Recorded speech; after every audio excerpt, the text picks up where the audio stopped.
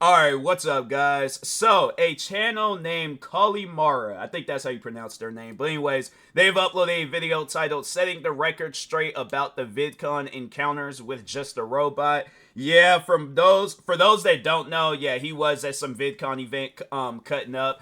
And yeah, it's just something where I'm like, fam, wait, let me guess, it was the autism kicking in again, huh? And I'm like, bruh, I'm getting tired of hearing that. Like, anytime when I see a video or see something just a robot related, and then it's all like, it always ends off with, oh, well, I suffer from autism, so therefore that's why I had my fans call you the N-word. That's why I had my fans harass you. That's why I was following women at VidCon events, and then, saying weird stuff to my employees at all my old jobs. It's like, yeah, bro, it's like you can use that excuse for so many different times. Eventually it is gonna get to a point where it's like, okay, well, how about this, we just don't be bothered with you, all right? So I think that's overall the end goal with this whole situation with just a robot, is that a lot of people, and if not a lot, everybody just needs to drop contact with just a robot. Stop doing interviews. Stop watching his videos. Just overall, leave this man alone until he does get his act right. And maybe then he might realize it, where it's like, okay, well, maybe it's not the autism. Maybe it's just, me being an immature, like, man-child and stuff. So, but no, overall, let's go ahead, check out this video. I did multiple takes. Usually I start the video off with me subscribing to the person, because this is my first time ever watching any of their videos. But yeah, usually I start the video off subscribing and liking. But yeah, make sure if you guys have it though, go subscribe to Kalimara for more videos like this. And with that being said, Hello everyone, this is Kalimara here, and no, it's not calamari. Welcome back to my channel, or if you are new to the pond, go ahead and take a dive. You might like it here. We're only a month into 2025 and I'm already making a drama video. It's a great time. This year is the year of the snake, which is the perfect time for this video to come out because, well, apparently everyone here in the art commentary community is just a bunch of traitorous snakes. Anytime I have ever helped anyone in the Art CC, I kept them at arm's length because I know all too well that they are snakes. Helping someone in the Art CC is like nursing a snake back to health. It doesn't matter what you do for a snake, it's still gonna bite ya as it injects its venom into you. So it's ain't that the same thing that he's done?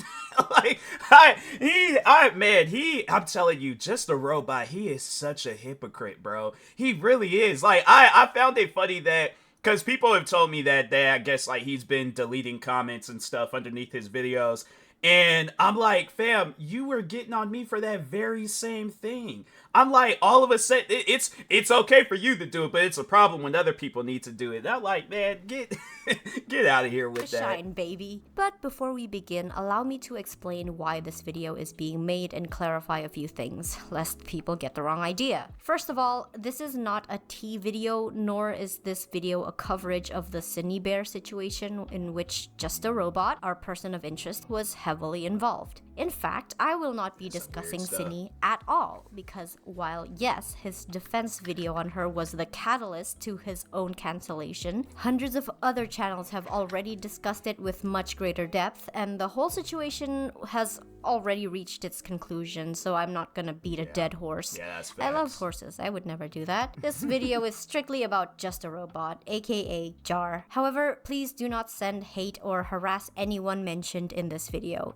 As for why it's like, notice how she says that, and for those that know me and Just a Robot's history, never once says if he has, it's like his fans don't. It's like, the thing is this is what he does if he were to end the video, off like that, where he'll say everything insulting to you in the middle of the video, and then at some point in time he's like, oh yeah, by the way, don't be hateful to this person. He'll make sure it's like said for a split second, but overall though, it's like, from what I know of, it's like, yeah, I don't think he's ever said that in any of his videos. And it's funny because it's like, he easily could have just said like, hey, like, don't be hateful, or hey guys, leave this person alone.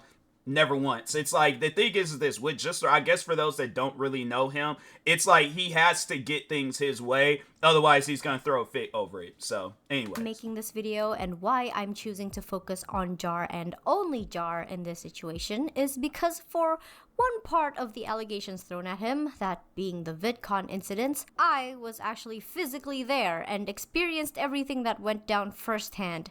when it happened. You guys know that I don't really talk about drama unless A, I feel the topic is particularly important, B, I am personally involved in said situation, and C, there is grave misinformation being spread around. And this situation pretty much ticks the boxes for all three, and that is why I feel comfortable speaking on this, and I believe there is a wider conversation to be had about certain behaviors that should and should not be tolerated just because one suffers from a mental disability that I have yet to see people talk about, and Jar's justification about these behaviors in general. Let's put a pin in that for now though. What I will be discussing in this video is not secondary information heard from other people. This is my personal recounting of the events that unfolded during both Vidcon 2023 and 2024 to try and clear up the immense amounts of false information being thrown out there, because in case you didn't know, I went to California both years to meet up and spend time with some creator friends like Fiona Polo,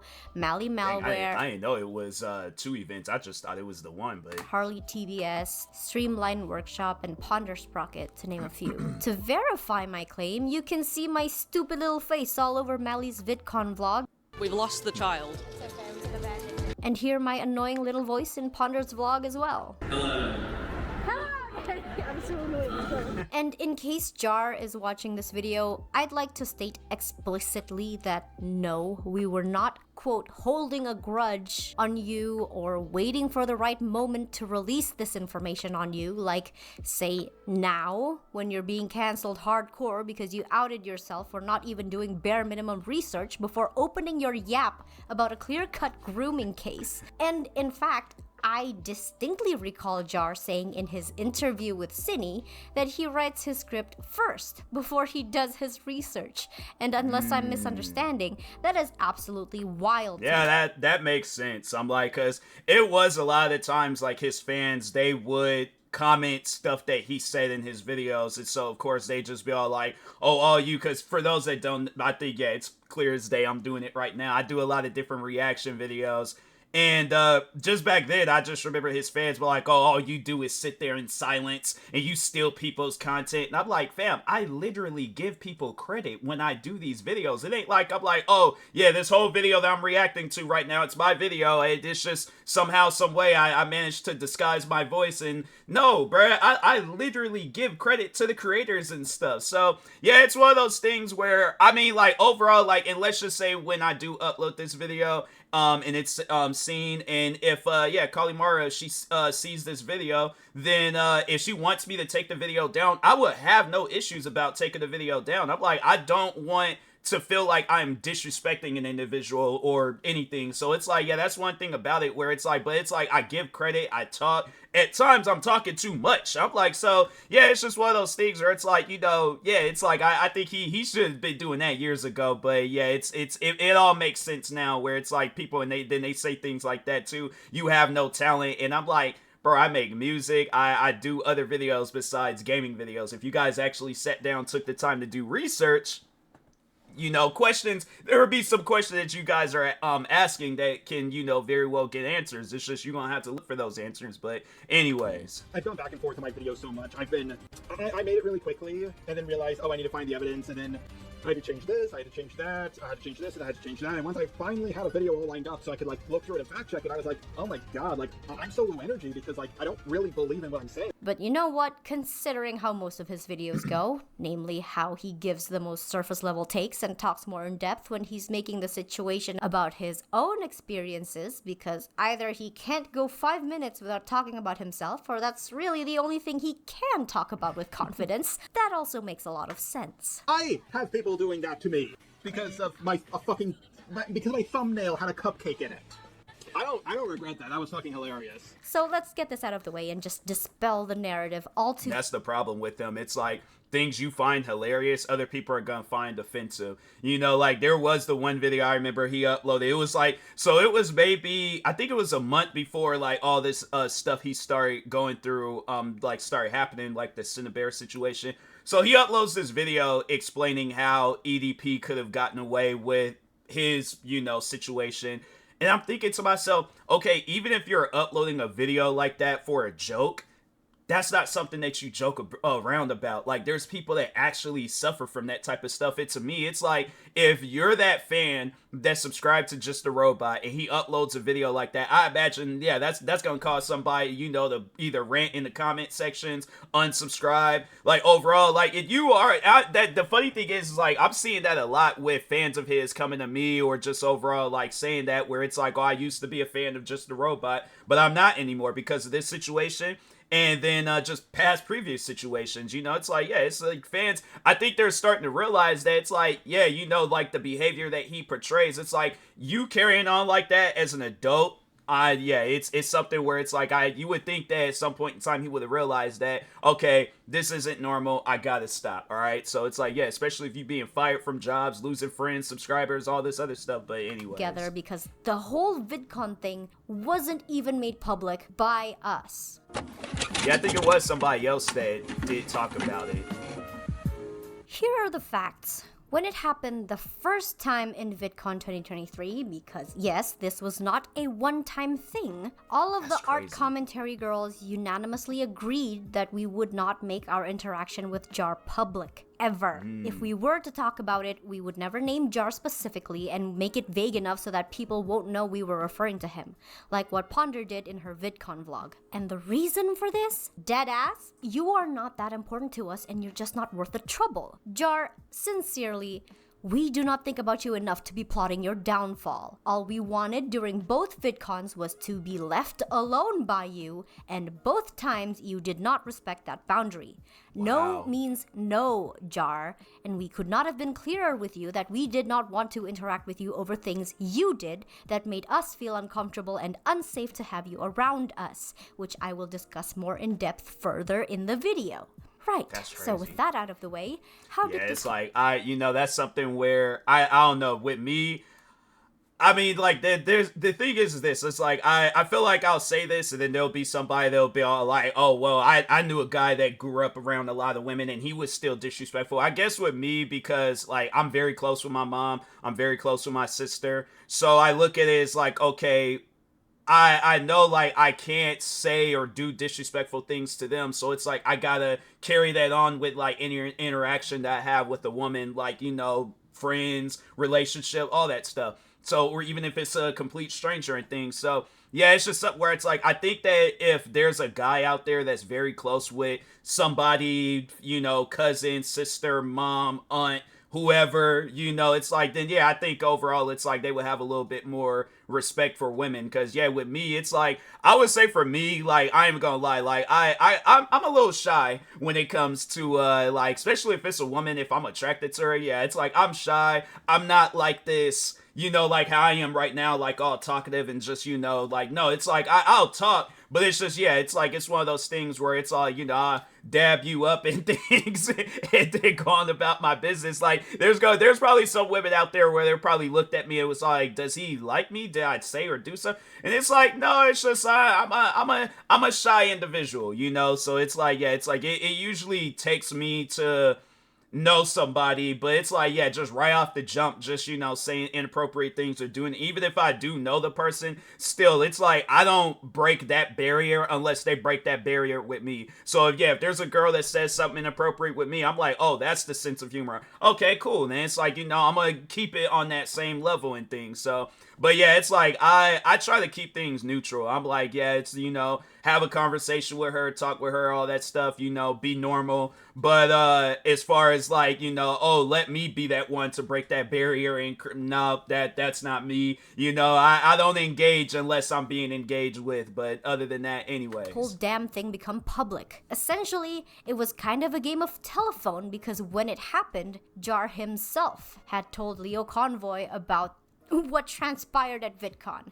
And after that, from what I understand, Leo told Kumo, and then Kumo was the one to bring it up publicly in interviews.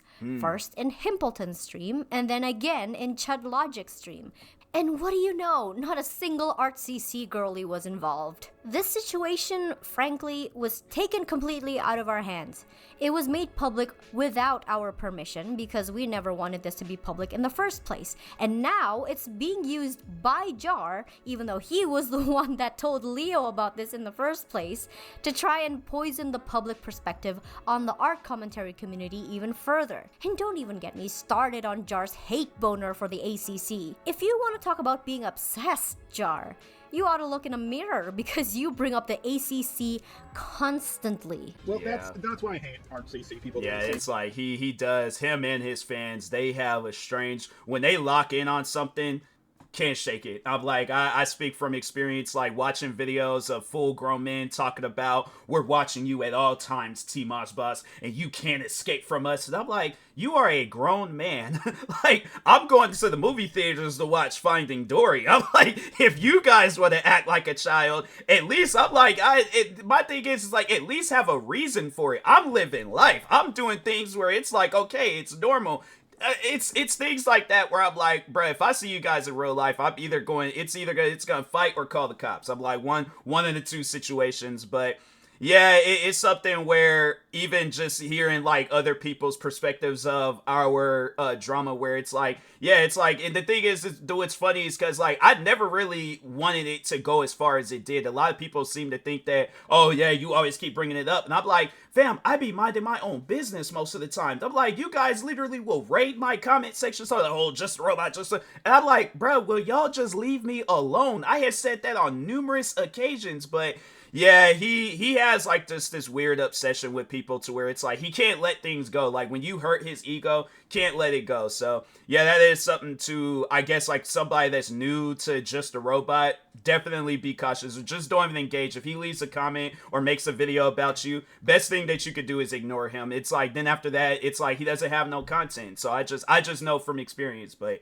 anyway, backstabby, like insanely so. Like you can't be friends with him. Ultimately, we have one common enemy, and that's the RCC and how they manipulate people. Like they seem all nice and wholesome, and then they send. No, yeah, I think the art commentary community is like extremely fucking predatory. So I have a lot of videos on the RCC planned out. Wait, what's the and it's RCC? like, how do you see? That's the thing where it's like, that's like saying like all gamers are like they have YouTube and Twitch and all that stuff. It's like, oh, they're all bad people, and it's like, yeah, if there's some bad people within that community, I'm like, okay, that's them. But it's like, you can't blame, I don't even know the like this art community and stuff, but overall though, I'm like, I don't know, 7 minutes into this video, I have yet to hear or see this girl do anything bad. So yeah, it's like, I just think they like, you know, again, if they have an obsession, Just a Robot, whoever, if they have an obsession, then yeah, then they just aim for that person, but make it seem like it is the whole community. And it's like, no, it's just you got this weird obsession that you need to let go of. But anyways. See, and to be honest, that's a very good question. Unless, of course, you're a huge fan of mine who's seen every single one of my videos. If you've seen my videos on Doodle Tones, Hopeless Peaches, Creepshow Art, along with all the other YouTubers I've talked about. And that's just the things he says publicly. He also talks a load of shit about people who have directly told him to keep their name out of his mouth behind the scenes as well.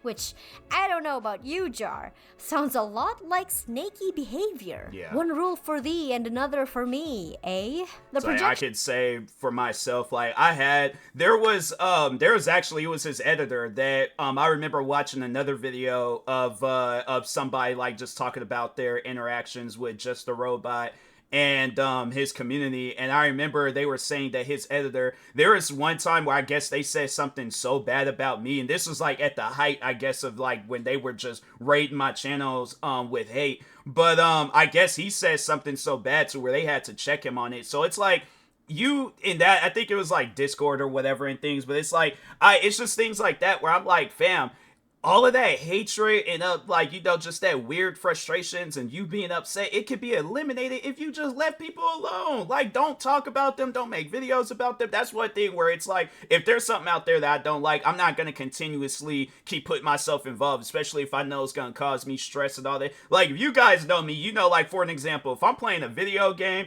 and this video game is stressing me out to the point where I'm all like, I want to take a controller and throw it, and I'm like, fam, I didn't spend, like, this controller alone, I didn't spend $200 on it. When it gets to that point where I'm like, I want to throw $200 controllers, I delete that game. I don't even fool with it no more. So I guess take that as advice, but anyways. On this man is painfully obvious because let's not forget, this is the guy who claims he collects dirt on every single person in his community like he's Batman with his freaking contingency plan.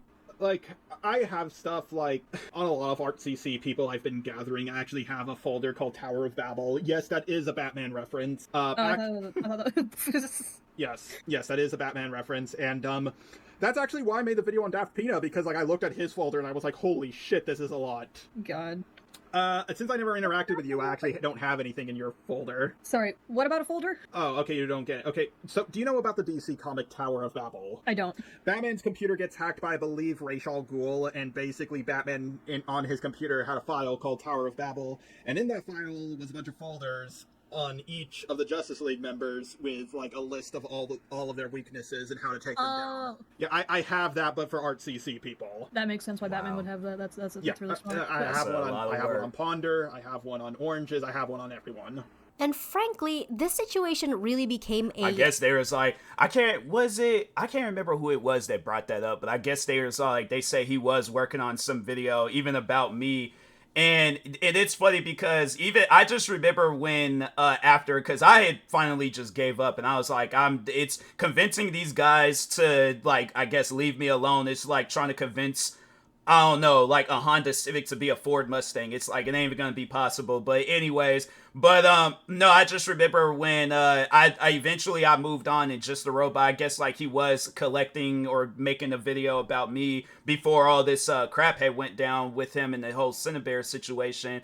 But even I remember before that, I was gonna mention that early on in this video, but I even remember prior before that where his fans, like, kept asking him, like, oh, when you gonna make a video on TMossBoss? And I'm thinking to myself, there's not even a reason to make a video about me. Like, that's what I'm saying. You guys just don't know how to leave things alone.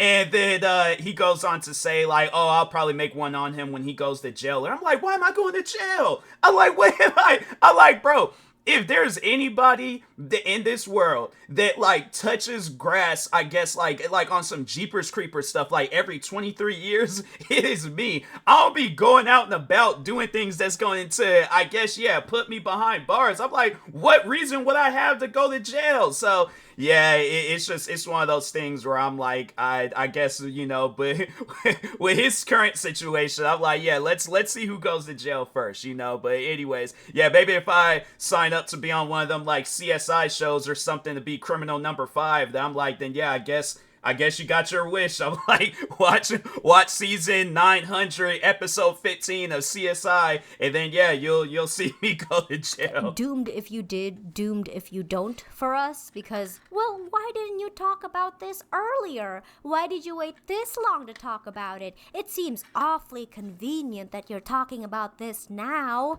while we're also simultaneously being criticized for being messy drama mongers who can't keep anything offline. So how do you win in that situation? You can't. You're just taking an L either way. And, you know, it's not the nicest feeling in the world to be generalized like that, especially when you didn't even do the things people say you did. Because, yes, Facts. Well, we have had our share of bad actors, so does literally every other content community on YouTube. Does that mean the entire community is toxic and predatory? No, because if it was... And it's crazy how it's like, he'll call other people out on their crap, but it's like, what about your editor? What about your fans that leaves racist comments left and right? Like, literally telling me that it was either they said that I deserve a noose or I deserve to be hanged. And I'm thinking to myself, this is all because of some reaction videos. I'm like, you guys are that pressed over some reaction videos. Wow, that is insane. But that's the one thing about it, though. Anybody in his community, unless, like, if they're doing something for him, it's like, or more so if they're not doing anything for him, then he'll call them out. But it's like, because of his editor, for an example, he didn't call his editor out for talking to a minor, but because it's like he did stuff for him. So it's like, but I guarantee and I promise you, if he was just another random person, oh yeah, just the robot, he would like, I'm definitely making a video on this guy. He ain't did nothing. Oh, let me check my list. He didn't do anything for me for these years. excuse me, of years of knowing him, yeah, I'm gonna go ahead and just, drop this video on him real quick, get some views out of this situation, and go on about my business. But then the gaming community should pretty much be dismantled at this point. Jar likes to paint out the art commentary community as this drama-filled wasteland where people are constantly stabbing each other in the back. And I think the funniest example of this was during his interview with Cine, when they were discussing Jack, and Jar specifically states, In that video, you said you were moving in with Birdie, and like when I heard you bring that up, I was like, well, this is going to be entertaining in a year. Oh. That's exactly what I thought, because I was like, oh, two Art CC people underneath the same roof. What could possibly go wrong? Fuck. I don't mean to sound bigoted, but anytime you people move in with one another, it doesn't go well. I mean you people as in Art CC, this quarter of the internet kind of people. Autistic gooners. And the reason I find this funny was because about 7 to 10 of us art commentary girls literally stayed in the same Airbnb for a whole week, 2 years in a row for VidCon, and it was literally the best time of our lives. Yeah, that's what I'm saying. It's like, and it's funny because like I've mentioned this with a lot of different things, and I know some may find it like kind of just unserious or funny, and it's like, why would you reference that? But anyway, so the soccer video games like FIFA, FC, stuff like that. So they have like the Ultimate Team section where when you put together like a bunch of people, they're like, they know each other, they work well with each other and all that stuff. It has like this, I think it's like it's the chemistry rating or stars, whichever of the two, but overall they have like the, chemistry and that stuff like that, where it's like, okay, the chemistry is gonna be high if these guys know each other. So honestly, honestly, yeah, if these, like if whoever it is in the art community, if it's just a bunch of random people staying with each other, of course the chemistry ain't gonna be high. They don't even know each other like that. So yeah, something might happen within that group and things, but if it's like year long or years long like best friends and things where it's like they've never had an argument, they've never had like any, I guess like if they do argue, then it's like they're gonna be arguing about stuff that they're gonna laugh about. That's it. Why would that be bad? Like how would there be some sort of conflict between that? So yeah, it's one of those things where it's like, I guess look at your people within your guys' community. I'm like, you guys, the thing is this. If it came down between being a part of just the robots community, and I think we already know where that stands, or the art community, give me a freaking canvas. I'm like, yeah, I'll grow out an afro, change my name to Bob Moss, and then wear like shirts, button up shirts, bro. I get me a whole 80s light camera. I'll be sitting there doing Bob Ross streams and stuff. But yeah, it's like if it came down between the two, I'm like, yeah, put me a part of the art community. But I would quit my content creating career if it meant that I had to work with just a robot. So anyways, tell each other, even to this day, how much we missed living under the same roof together. So I hate to tell you this, Jar, but you're just wrong, and I think perhaps you should consider that the reason you keep encountering untrustworthy individuals who stab you in the back is because those are the kinds of people you choose to network with. Listen, this is kind of a back office talk, but it is widely known among creators in this community that Jar only networks with people he thinks can benefit him in some way, shape, or form. Like, that's facts. Unless you because that's how I've said this before, but it's like I remember back in 2016, he wanted to make a deal with me, and I'm like, no. I'm like, that's like, I'm okay. Like I said now, and even back then, I'm like, I'd rather quit my content creating career.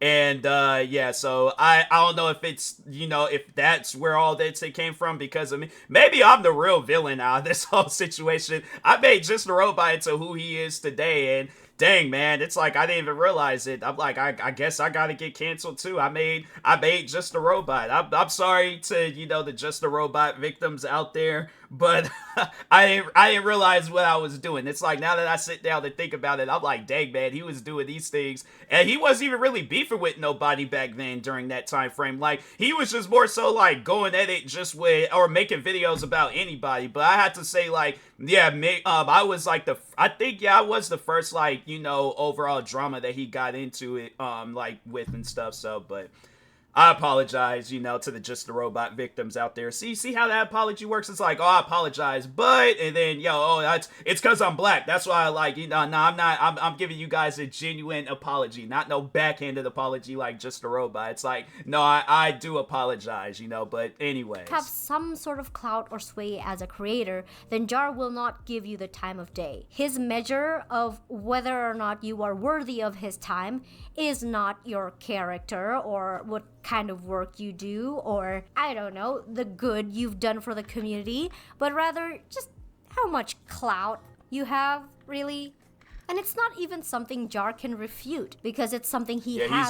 He's only gonna make videos about somebody that's like blown. Because even last year when I hit 100,000 subscribers, he hadn't made or said anything about me. I think the only time was, I think it was like back in 2020 when he said, oh yeah, I'll make a video on him when he goes to jail. But other than that, like, he hadn't made no videos about me, hadn't said anything. As soon as I started popping off with doing like voiceover videos and crap, all of a sudden he came from nowhere, makes this video talk about where TMossBoss is at right now, and I'm like, what's preventing a person from just going, rather than sitting down watching a video that's just, it's like minutes of just you babbling about me and stuff, why not they could just search up TMossBoss, click on my channel, see what I'm doing. They don't have to watch a video. So yeah, it's just, it's things like that where I'm like, yeah, he's anybody that he can, like, I guess, bite off of their success, make video, because that's how, even back then when we originally got into it, 2016, I had a bigger channel than his. So yeah, it's like, that's just how he is. He's always gonna be like that, and I don't see it changing anytime soon. I think that was even a whole situation with Cinnabar. It's like he knew that, it's like, okay, she's a big channel, has like a maybe has a big viewer base, I don't know, but yeah, he's all like, yeah, I could definitely use her and stuff for my own benefit and things, because his channel, prior before he did that Cinnabar video, his channel was already in a dying stage. So yeah, I think that was just the whole Cinnabar situation, that was just him being desperate. But anyways, confronted about and admitted to in a call with Leo Convoy shortly after Jar started getting heat for his video. You have to learn to start treating people like people, because Jar, you don't. Because you don't even treat me like a person. And let's go ahead and be completely on board here. While you have done me some favors that I did appreciate, I have done more for you than just about any other person you can name, save maybe Dreadlock, because he's your roommate. I have gone to bat for you. I have gotten in calls with other creators to help you out because you were trying to resolve conflicts with them without it blowing up. I do all these things for you, not because I want a bigger YouTuber to owe me, I don't care, but because I thought at the time it was the right thing to do. And to a point, maybe I should. But I'm not done, because I need to get here.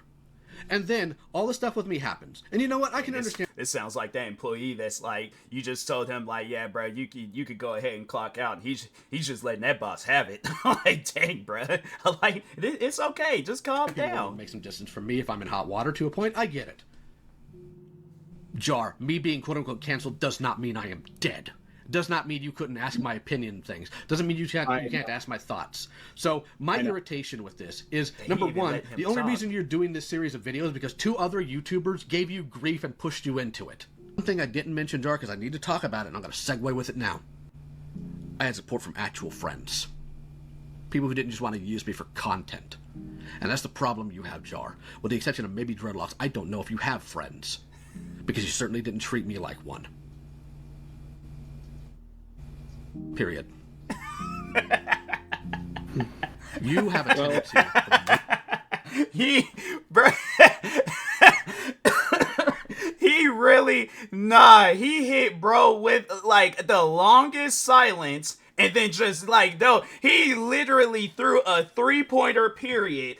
Oh, this guy, whoever this guy is, I'm like, bro, if like, I guess like with that void of not having Just a Robot as a friend, bro, if you trying to play the game in the middle of the night or whatever, I would 100% be that guy's friend. Nah, he's that friend that you gotta have like on like just by your side. Like, nah, he's a loyal friend. Just how passionate he was with that, nah, he is 100% a loyal friend. I'm like, nah, bro, that you don't say all of that and then just be all like, all right, whatever, and think, nah, that guy Just a Robot. I'm like, nah, bro, why why would you not have it where you do at least do right by him at least? But anyway, waiting until you see how things are going to play out before you jump into something. You don't treat people like people, and you don't treat your friends like friends.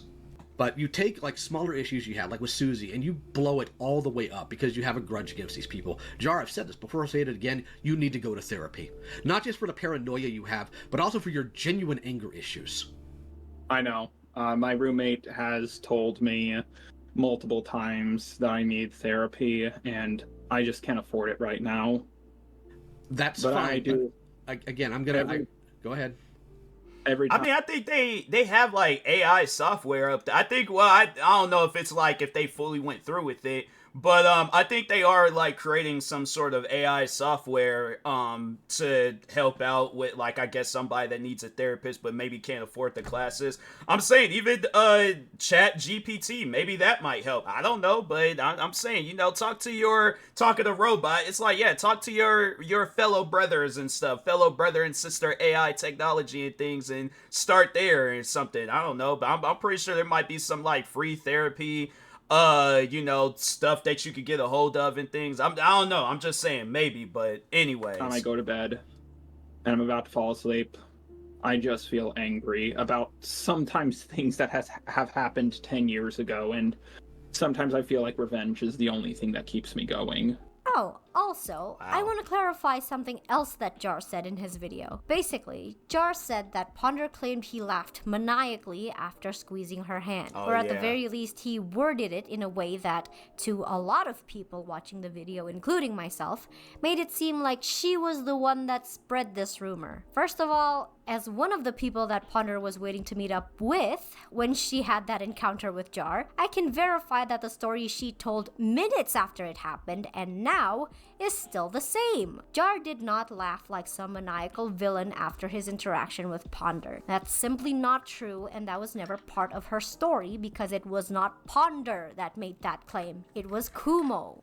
He wanted to meet up with like big art names like Streamline Workshop and Ponder Sprocket in like this art space, and he wasn't taking no from for an answer from them. And then he showed up at VidCon and like with a terrible fake accent and like spoke to them. They didn't know it was him, and then he like spoke in his real voice and walked away and scared That's them. the dangers, because that was one thing that I always would get on him about, where it's like, you know, reveal who you are. So it's like I guess, like, you know, if a person I don't know, because it was like years ago where I would like get on him about that, but yeah, overall though, it's like, it's something where I'm like, he should have revealed himself a long time ago, so at least then people can know who they're coming across, and it's just not some old, because the thing is this, people like Just a Robot, they're the type of people that it's all like, they might try to kidnap somebody and then try to do something to them and stuff. So, yeah, at least then it's like, I don't know. That's why I had to say me more so for an example. I'm not afraid of showing who I am. I'm not afraid of being who I am when it comes to the internet, because who I am on the internet ain't no different than like who I am outside of the internet, you know, after I turn off the like camera and video and all that stuff. So it's just something where it's like, why are you having this fake accent? Why are you trying to be all secretive and be on some like Batman, like, oh, I gotta lurk in the shadows and be one with nature? Bro, it's like, my thing is this, right? If you're not satisfied or happy with who you are, that's why I'm like, what people have been trying to tell you, seek out help so you can be a better person. I'm saying, like, I don't see what would be wrong with that. So at least then you go to these, or if you want to go to these events, because I had to say, if I were to go to these events, then there's people that I meet up with. It's like, then yeah, I ain't got nothing to hide. I ain't got nothing, you know, it's like, no, it's just me meeting up with friends. But it's like, you on the other hand, it's like you try to be all secretive and weird. For what reason? Why? Like, it's things like that where it's like, you're gonna be doing stuff like that, then just stay home, bruh. Shit out of them. And he like manically laughed while walking away. Before I could even properly process what this person had said, my mouth screams out, "Oh God!"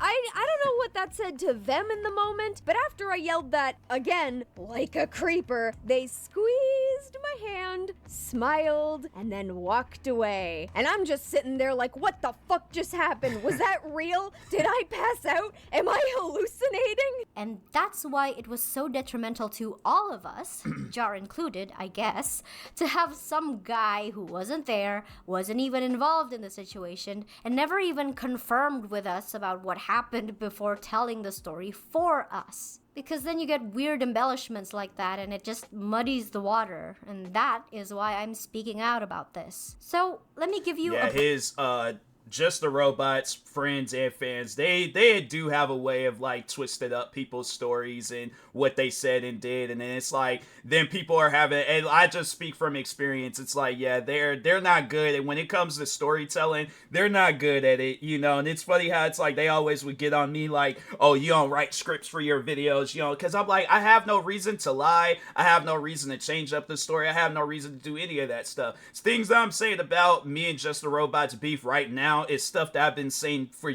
years now. So yeah, it's just things like that where I'm all like, you know, maybe, yeah, it's like you guys can learn a thing or two. It's like, you know, just stop being weird, you know, and stop twisting up people's stories. So at least then it's like stuff like this, it can be eliminated and people ain't got to talk about it and stuff. So anyway, breakdown of what really happened with Jar during both VidCon 2020. It's like, by the way, this video is gonna probably be super long because I mean the video already is an hour, and so yeah, this goes, if you gotta watch this video in parts, do what you gotta do. But anyways, 2023 and 2024, at least from our perspective. Though just be warned, because it's really nothing crazy or outrageous. But I guess that depends on what you view as crazy or outrageous, because it gets pretty weird and uncomfortable, but it's mostly funny now that we can look back on it.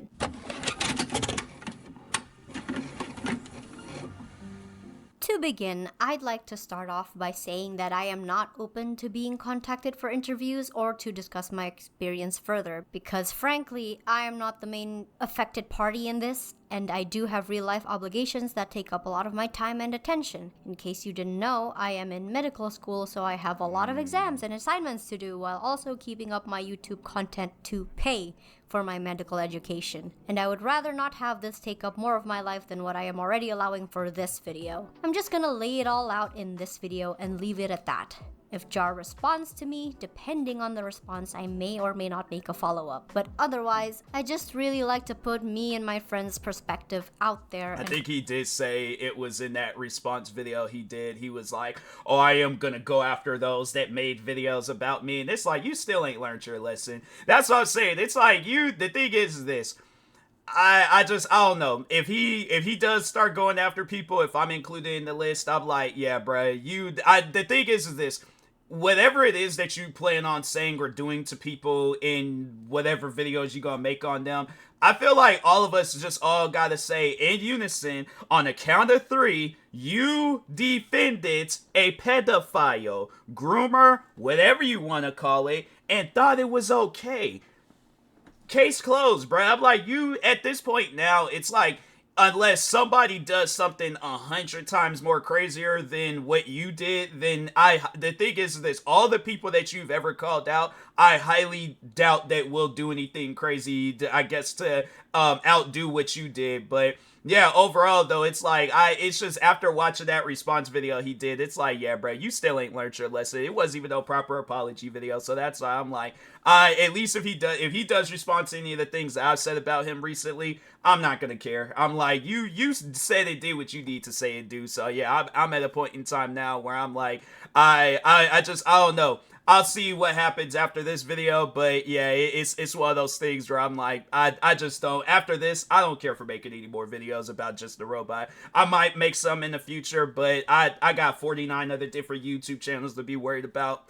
I ain't worried about him no more, but I did want to see this video, just to show support to this creator, and then, yeah, you know, I guess if there's some things I missed out on, then, yeah, you know, just, yeah, more so to support a creator, but yeah, you know, to check out some other stories and things, but anyway. Forget about this foolishness. Now, keep in mind, this is just my experience of the shit that went down during VidCon TM. And while I was there in person when it happened and Mally confided in us directly at the time, I would like to emphasize that the events I will be recounting did not happen to me directly. So if you want to hear from the people it happened directly to, I highly recommend watching this video from Cope and Seeth because he interviews Mally and a few other people who had unpleasant interactions with Jar. In fact, I was also supposed to be part of this interview to corroborate the events being told, but because of scheduling conflict, I couldn't make it. Ponder Sprocket is also working on a video regarding this topic to talk about her perspective, especially since Jar addresses her directly in his video, so keep an eye out for that as well. So what happened in the 2023 incident with Ponder was around the time we were supposed to leave for Vidcon. Jar posted the thumbnail for his upcoming video about Spocter, wherein he depicts Spocter as EDP-445 during the infamous cupcake confrontation, shall we say. During this time, the circle of creators I belong to were still on amicable terms with Jar. I personally never really became friends with Jar, though he did try to build that bridge with me. I didn't really vibe with him. I was cordial, don't get me wrong, but I think after I moved away from drama commentary, which would have been when the whole Peaches and Creepshow art situation was going down, Jar pretty much just lost interest in being my friend, which isn't an issue because, to be fair, I also was not trying very hard to be his friend, so we pretty much stopped talking to each other. There wasn't an argument or a fallout or anything, we just mutually ghosted each other for lack of a better word. The last time we spoke was literally December 21st, 2021, when he was about to upload his video addressing his past. He asked me to comment on his video, but I don't remember whether or not I did end up commenting on it. If I didn't, maybe that was why he ghosted me. But going back on topic here, because our circle still considered Jar a friend at the time, a couple of people, namely Harley TBS and Mally Malware, obviously showed concern over the implications and potential fallout his thumbnail could have not only on Spocter,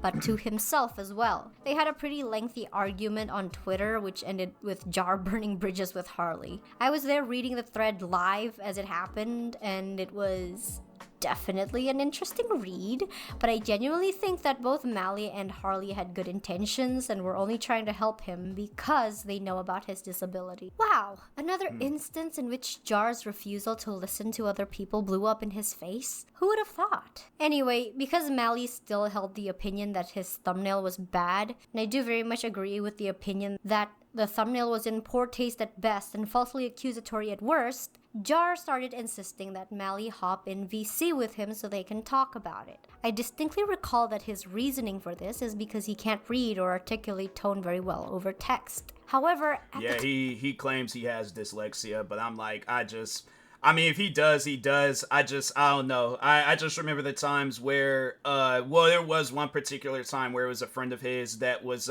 trying to get me and him to have a conversation on Discord. And I'm like, I don't have nothing to say to him. I'm like, if he wants to apologize, he can make a tweet, he can make a video. I'll be perfectly fine with that. And then that's when his friend was like, oh, well, he can't type out or make no apology because he's dyslexic. And I'm thinking to myself, I'm like, okay, well, flip it.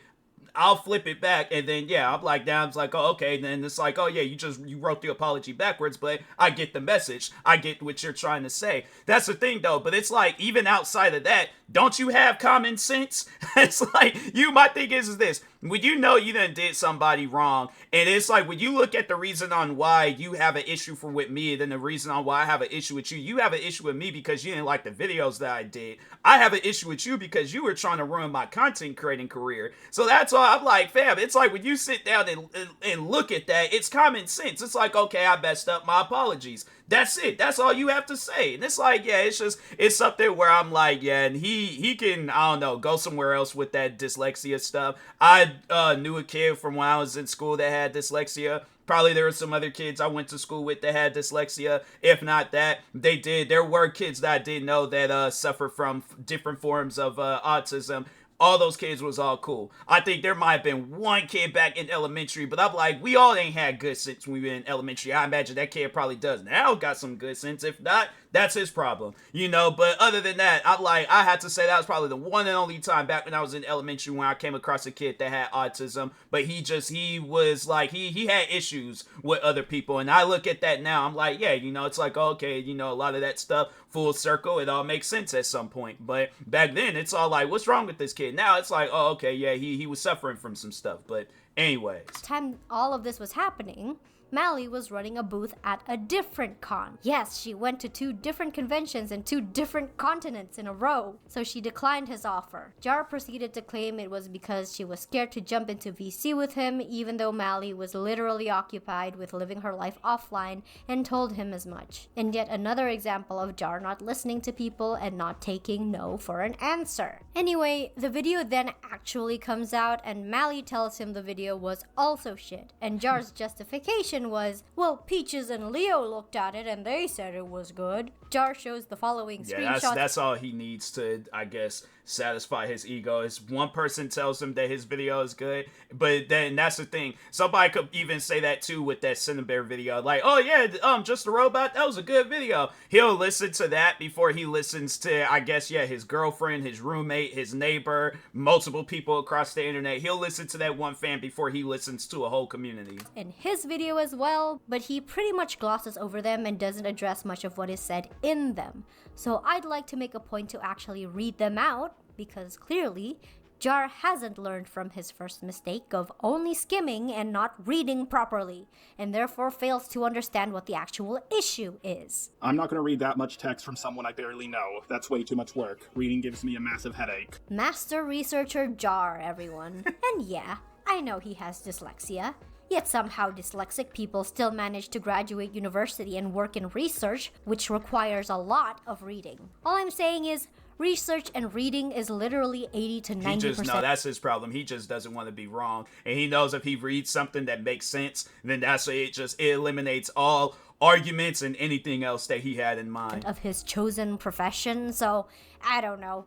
Either work on yourself and fight that uphill battle or find something else to do. Anyway, on to the DMs. On June 20th, 2023, Jar says, yep, both Peaches, Leo, and others who you more than likely don't know. I'll ask them why they gave the go-ahead then. I don't really think talking your video with them makes sense because it's your video, but maybe they'll have something to say about why they thought it was fine. Well, if you would like to talk it out in VC with me, then we...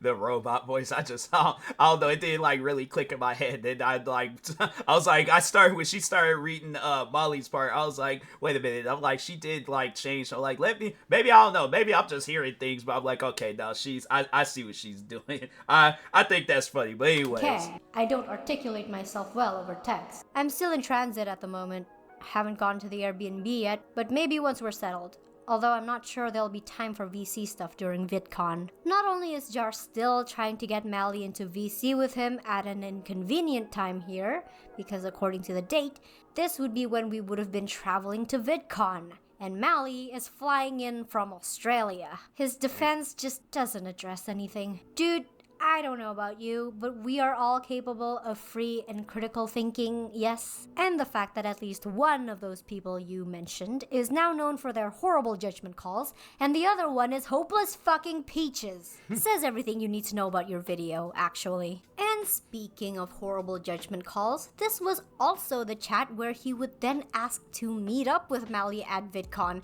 and proceed to make the incredibly uncomfortable joke of, maybe you could come to the hotel room with me, lol, JK. No way, I'm not gonna spend VidCon time on that sort of thing. I wanna focus on holiday stuff. Did you see the last message? Sent at the same time as my message, lol. But also, still no way. Fuck. Well, I still would like to meet you. I do hold your opinion as high as Peaches and Leo's, but they do not like... It's like, why is it that... I don't know, with me, it's like, it's one of those things where the person would have to ask, like, hey, can I come up to your hotel room? And I'll be thinking along the lines like, dang, man, I just wanted to kind of like go up there and just watch TV and possibly fall asleep, play the PlayStation, something. I'm like, dang, now I gotta entertain. I love my friends, but I like my me time, even if I am out on a trip or vacation and things. So, but yeah, I just think that how if you want somebody to go up to your hotel room, it's like if it's on some like stuff where you trying to do something with them, then it's like, okay, I guess maybe make that clear, but at the same time, it's like, okay, does that other person want the same thing? If not, then it's like, don't engage no more. But yeah, I guess like, I don't know, with me, it's like, I guess like, it's something I'll just throw it in there, like, oh yeah, I'm staying. If it's a friend that's like, okay, like, nah, you cool, you get that, you know, that red rope raise and you get to come on in and stuff. But no, I'll let my friends know. I'm all like, yeah, I'm staying over at this hotel room at this floor. It's like, you guys want to come up, chill, whatever. I'm like, cool. I'll just, you gonna have to text or call because I may be asleep and things. But yeah, it's just one of those things where I'm like, you know, it's just him and his fans, they're good for doing stuff like that or saying things like that. It's like, oh, I'm not good at communicating, and it's like, I don't see, just like, you done made it this far in life and you still ain't developed your communication skills. I'm like, I'm like, then maybe you gotta go back to, well, pull a Billy Madison. I'm like, go from like preschool, kindergarten, all the way at K through 12, possibly college if you want to, but yeah, pull a Billy Madison. Go back to school, bro. At all. So they might have had a lapse in thinking. I just haven't seen anyone say, "You went too hard on Spoctor," until you came along. Hell, most people said I went too soft on the guy. Like, Jar, I know you're autistic, but if it is this bad and you know it is that bad and you're still not getting socialization training, that is gross negligence on your part. You are a grown-ass man. Sort yourself out. This is coming from someone who is also autistic, but you wouldn't know that aside from my random bursts of hyperfixation sometimes because I actually got socialization training. And so have many other people in your position with autism. See, Jar? It's possible to be autistic and not constantly trample over people's comfort and boundaries. They don't have to be mutually exclusive. Of course, before getting to this, I'd like to point out that Jar also has a segment in his video dedicated to disproving his simp allegations and justifying his uncomfortable behavior toward women with, "Well, I do that with everyone," and failing to recognize that that's something where I'm like, you know, I have to say, all right, so my sense of humor, I guess if people find issues with my sense of humor, but it's more so I do that with people where I'm all like, they've either introduced me to that sense of humor or I feel comfortable with them enough to have that sort of sense of humor.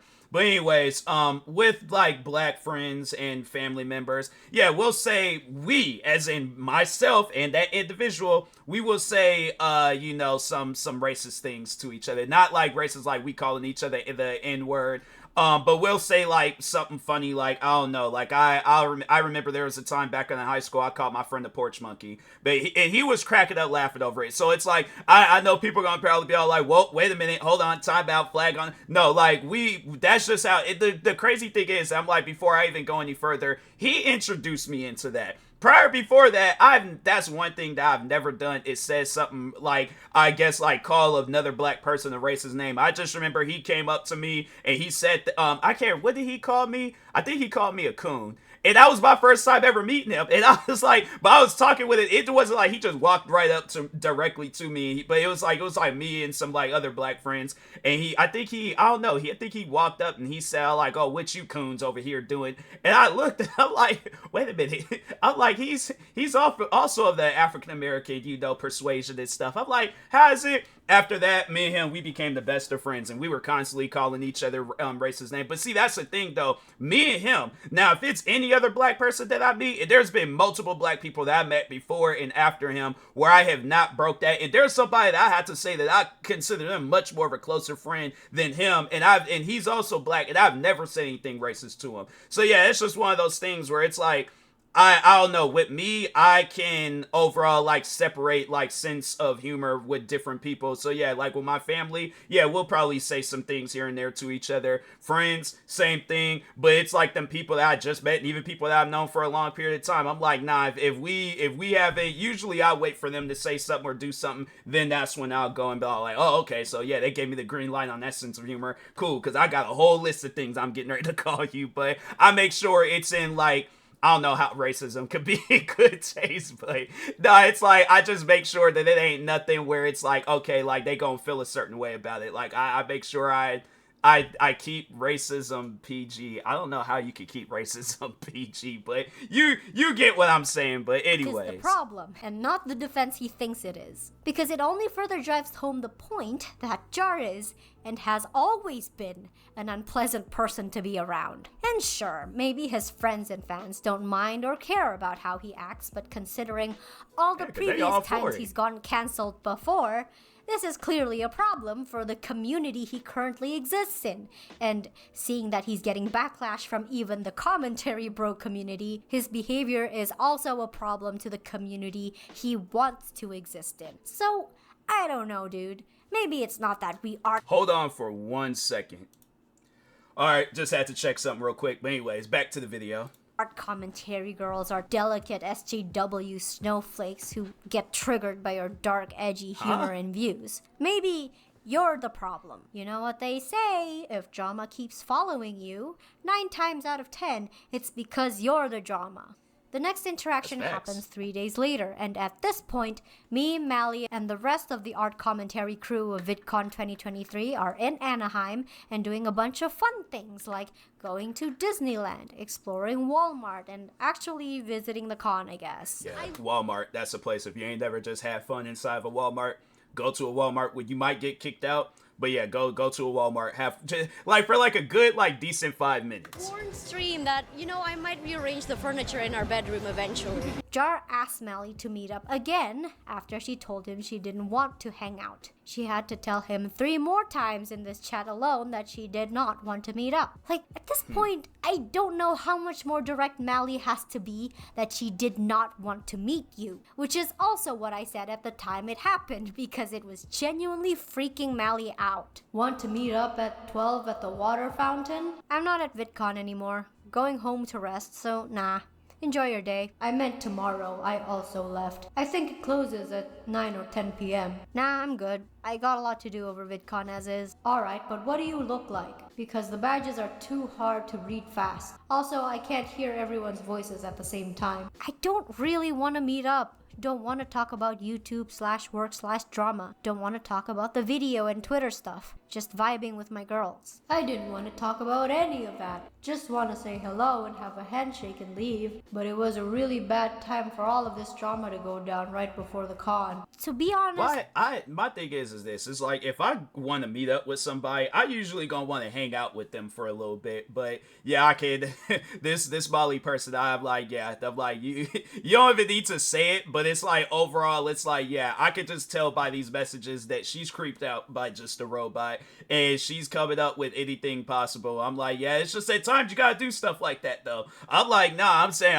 with me, it's like, if it's on some stuff where I'm like, let's say if I didn't have the beef with just a robot, and somehow, some way we were cool, oh yeah, I definitely been doing the same thing. I'm like, nah, man, I gotta vacuum the grass or something. Like, I don't know. I gotta be a spokesperson for a clans meeting. He was like, huh? I'm like, I just don't want to hang out with you, bro. I'm like, you're weird, okay? So, but anyways, yeah, it's just one of those things where I'm like, she doesn't even have to say it, but overall, you can understand what she's saying. That's not because of any drama. I just want to spend time with my friends and enjoy my VidCon meet and greets and stuff. Don't think it's a drama thing, just doing my own thing on holiday. And if you're wondering, "Aw, you're being mean. Why not just meet up with Jar? Maybe it might be a fun time." Nah. Well, this was the kind of shit he was saying to Mally before the whole Twitter spat happened. "I'm going to VidCon." "Oh, cool. Might see you there then." "Nice. Can't wait for you to see how buff I am."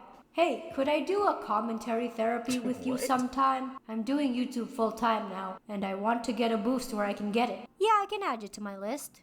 Although I'm not sure my little platform would boost you much." "Every little bit helps, and I think I need it. I'm really pushing it at my workout. I want you to run when you see my outline." I mean, I'll run from anyone, so I'm not even gonna say anything. You guys feel however you want to feel, but all I will say is that this has an incredibly similar vibe to his interaction with Cindy, and I'll leave it at that. Back to the VidCon. Do you want to see how buff I am?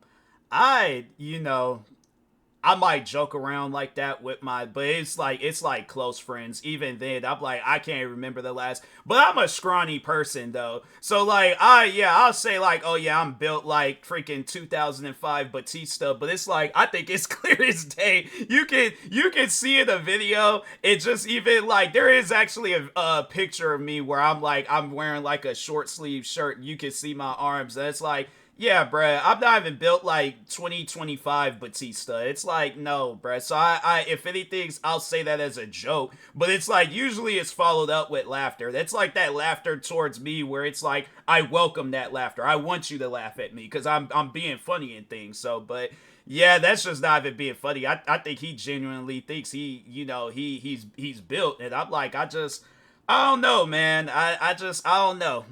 There's things I could say, but I'm like, I'm gonna just leave that information Fun there. chat. He also proceeds to say this. Okay, but please know I won't be like, bitch, you were too scared to come in VC. Now you have nowhere to run and I got a gun. I really just wanted to talk for 15 seconds, then fuck off. I mean, you did chat with Harley a little. I hope it wasn't about me. And Mally reasonably responds, okay, that's a bit freaky that you'd even think that. Didn't cross my mind. Jar, Yeah, it's like, what the fuck?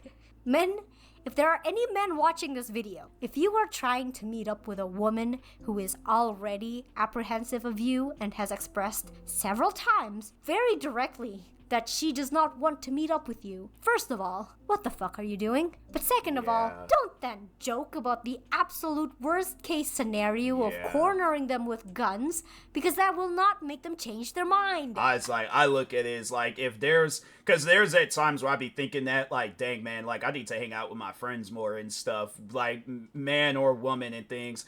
And if I go about like, hey, want to hang out? And they were like, nah, I'm busy. Cool. I'm at the house. I'm like, I'm recording videos, streaming, doing something. I'm like taking a nap, eating. I'm doing something. I'm like, I ain't gonna lose no sleep over it and stuff.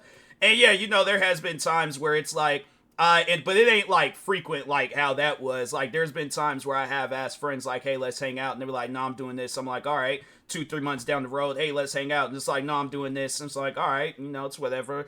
2-3 months later down the road, same situation. I'm like, okay, I ain't even gonna ask them anymore. I'm just gonna go ahead, leave that situation alone and things. But yeah, it's like, bruh, that's some weird stuff, man. It's like, definitely seek help. But anyways, crazy, I know. And because Jar was whining that nobody ever tells him why, and that's another thing too, where I'm like, if there's any time where I want to hang out, like, yeah, let's say it's a female friend or something. Anytime when I'm done hanged out with a female friend, it's always been like somewhere public, So like, I just remember the one time when I was working in Seattle, and one of my female friends wanted to hang out, and I was like, well, I'm at work, so I'm like, you could come to my job real quick, get some free food and things.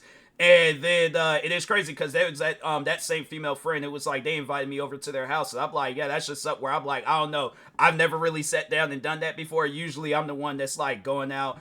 And maybe I need to start working on that. It's like inviting people over and things. But if not that, I'm all like, yeah, let's meet up somewhere. If they say no, I ain't losing no sleep over it. If they say yeah, I'm like, cool, getting ready, hanging out with them and things. But anyways, that he does makes people uncomfortable.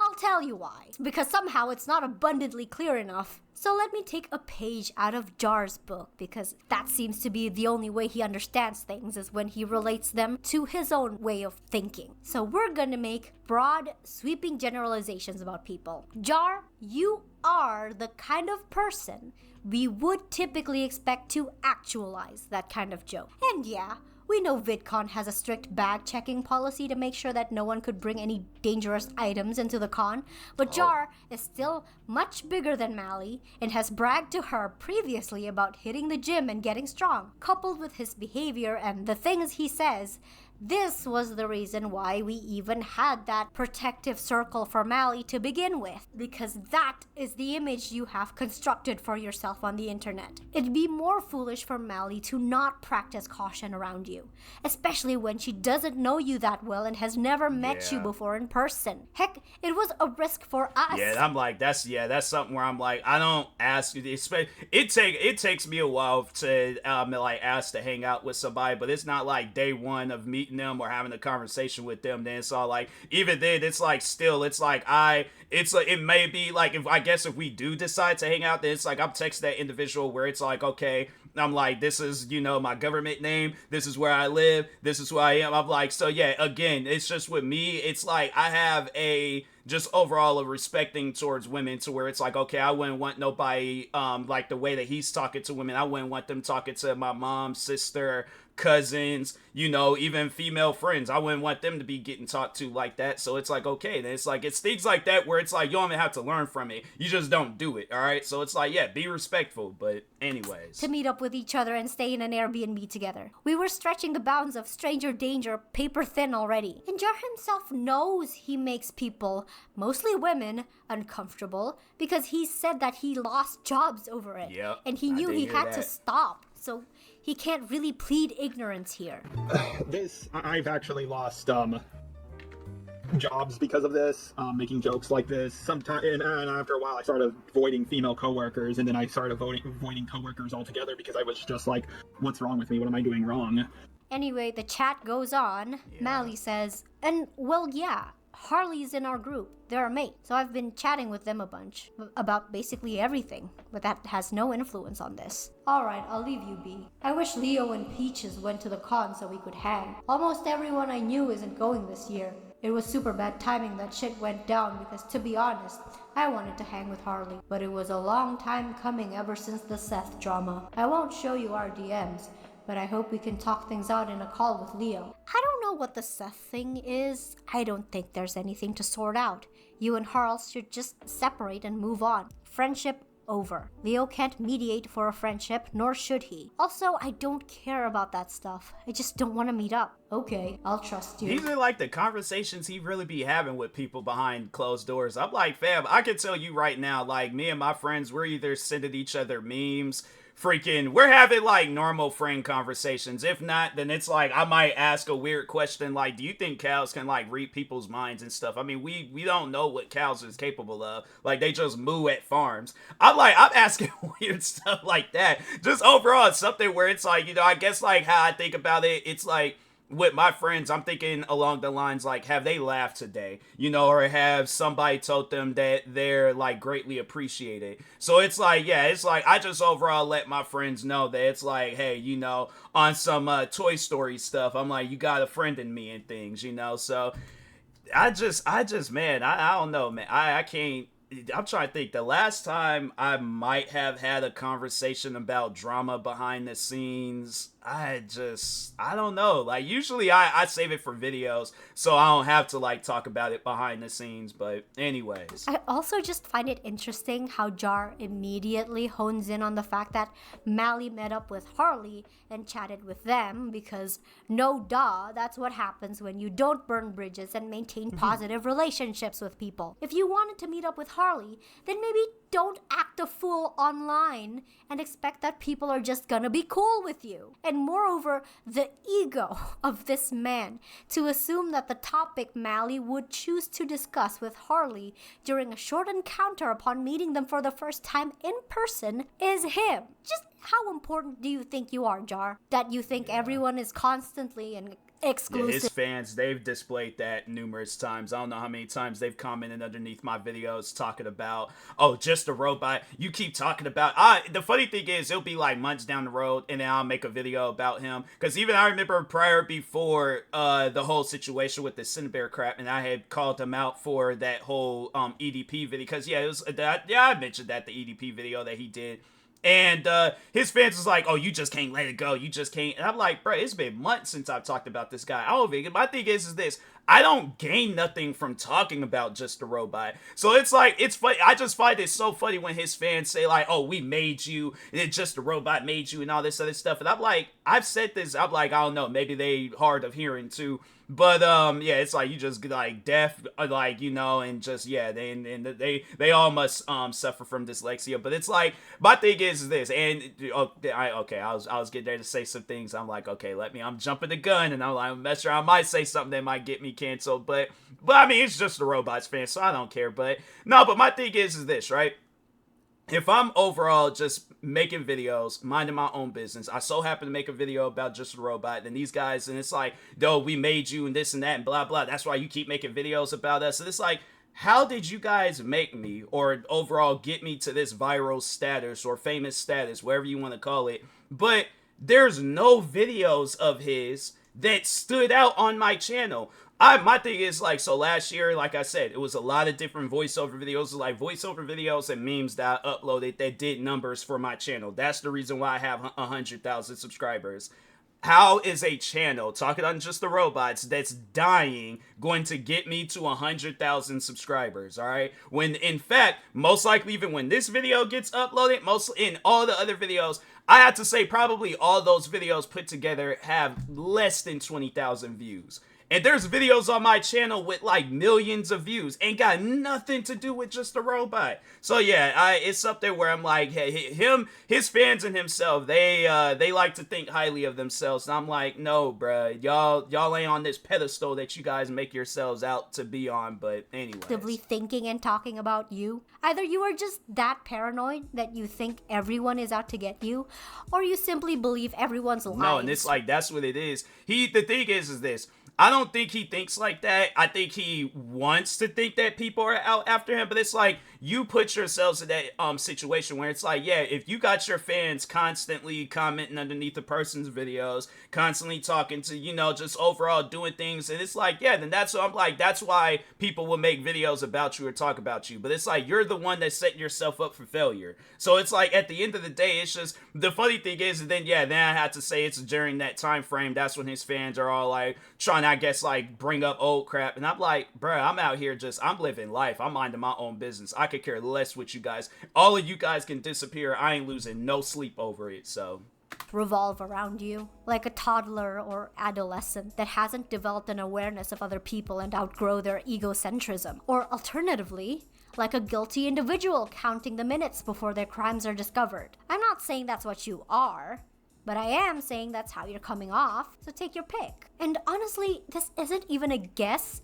because he literally demonstrates this himself. Months after VidCon, when Jar was tweeting publicly at Mally to get on VC with him again, she privately DM'd him, telling him to just let the issue go. And instead of responding, because as you can see in Mally's chat log, he never responded until she confronted him again 2 months later because he still hasn't stopped, he sends the screenshot to Leo Convoy and says this: LOL. I think it's best to honor that request and just not communicate with or about her. She was in a video with me that got 10k views and kicked me from her Discord. I made a tweet. It's not even close. She going to say more about me. We both know she is. They always do. Want me to test and see if I'm blocked? I recommend not doing that. If she says something publicly, that's a different matter. She endorsed Lynn's video. I'll wait for her to say something publicly, which she will because they always do. Let's be honest here. They all wish I was the one with the 13-year-old nudes on my drive. I don't think that's a correct thing to say. Why? They've been waiting for me to slip up forever now. I helped her channel grow. It's all Harley's fault that this is happening. I could make a video and put them all 6 feet under. She's the child who was too scared to get into a call with me. Because not wanting someone to succeed or to slip up isn't the same as wishing they had CP. While Mally's issues with you may have come partially from that spat with Harley, there are other things, which we discussed, that may have played into that as well. I'm saying that if it was between me and Spoctor, they wish it was me. I wouldn't even have said most of those things if we just hung out at the con. I'm sick of the way people treat me. I just want to pull the mask off all of them as they try to do to me every day. It's like, bro, how do people treat you? The thing is this, all right? Again, you set yourself up for failure. It's like, you can have some of the most normal conversations with people, right? But you choose not to. You choose to have drama. You choose to, I guess, like, make things up. Like, that's why you're going through the crap that you're going through. It's like, fam, it's like you burn these bridges. You get on people's bad sides. You overall say things and do things to where it's like, fam, it's not even necessary. It's not needed. It's like, that trips me out. How Just a Robot, he could go outside, right? He could go outside right now. He could see a family, you know, at the park. like playing around and stuff in the snow. Looks over, he could see a wife and her husband standing out in the front yard with their new puppy that they just bought. He can see like a group of friends, you know, sitting down at a table and they all just laughing and cracking jokes. You're out here having conversations like this on Discord. Do you not see the problem with it? That's the stuff that it's like, fam. Things I've been telling him for years. You are weird, bro. It doesn't make sense on why you carry on the way that you do, but it's like, bruh, my thing is this, all right? If there's anything that you could do after this video, change just how you act. That's it. That's all you have to do. Change how you act. If you ain't gonna change how you act, my thing is this. You pretty much got the shovel in your hand and you're digging your own hole right now. The only person that's being put 6 feet under is yourself, and you're doing it to yourself. It's like, it's one of those things where it's like, he is so delusional to where it's like, he doesn't even see his hands digging a hole. He's like, who's digging this hole right now? Is it you? You're the one that's digging this hole. No, it's you. You're the one digging. And it's like, bro, you're the one that's, look in the mirror. You're digging that hole right now, all right? Let it go, bro. Just let it go. Get that, but right now it's best to cool off. If they get stupid publicly, then it'll get addressed. Oh, but Jar totally isn't salty or butthurt that nobody wanted to hang out with him at the con. He doesn't even care. Psh, I don't know. The way he words this kind of implies that he was purposely spreading rumors in his circle about Ponder and Mally as some sort of revenge over them avoiding him. I don't know about you, but to me, that sure sounds like snaky behavior. But anyway, you would think after this debacle, Jar would finally let the issue go because of everyone involved. He is the only one who would look bad. And yet, somehow, Jar doesn't seem to realize this. Somehow, he thinks he is in the right in this situation. So he then proceeds to go around the Senate. Yeah, that cursed Discord group where the infamous Rosa Ray Ramsey call and many others like it happened, telling people that she and Ponder didn't like him because he was mean to Spocter. Because if there's one thing I've noticed about Jar, it's that he is completely obsessed with how he is perceived publicly. If you dare talk badly of him or humiliate him in public, he is never letting that go, ever. Yeah, and that's how the whole situation between me and him started. So for those that don't know, late 2016, he decided for some reason to get involved in some other drama that I was involved in. And then, yeah, that's when he went and asked for it, or he was like, he got himself like just overall commenting underneath my videos, trying to like stir up drama. I think it was either because he wanted me to work with them, or he just wanted another reason to make a video about me. But regardless of the situation, I did struck a nerve. I did do that much to where it's like, I pretty much said like, I will never work with you. You're not somebody that's worth working with, you know? So I can't remember what I said word for word. I don't even know which video it was that I had did. I probably ended up taking that video down, but anyways, he might still have the videos up, but of course he's gonna make it out like he's the victim in the whole situation. But I'm like, but how, that's like a robber breaking into somebody's house, getting shot, and then they call themselves the victim. Okay, but it's like I was getting ready to get loud, and I was like, my African Americanness was getting ready to take over. I'm like, it has, but I was about to start getting loud, and I'm like, okay, I ain't gonna get loud. I'm gonna keep it at a normal volume. But I'm just saying, it's like, you set yourself up that day, all right? I ain't did nothing to you besides mind my own business. I guess he don't like when people mind their own business, but... And, you know, I'm probably also going to go on his shit list with this video, but hey, at least I'm not accusing you of racism, right, Jar? Just sexism, as you've personally requested. Like, if you do backstab me, please call me sexist. I'm tired of the racist stuff. Like, I'm gonna be sexist now, okay? Call me homophobic. You know what? Like, I could do that too. Like, here's the thing, I'm way more sexist than I'm racist. Because this is Jar after Mally confronts him for his snaky behavior. Hey Jar, here you're still talking mad shit and that's, you know, I did, so there's a video, there's actually the first, well no, it's like, yeah, if you guys watch the first 3 videos where I talk on the racist interactions, it's a video series titled, This Community is Racist. And so the first one was of a fan of his that I came across on Twitter. The second one was of a, like just multiple comments throughout like the 2-year period.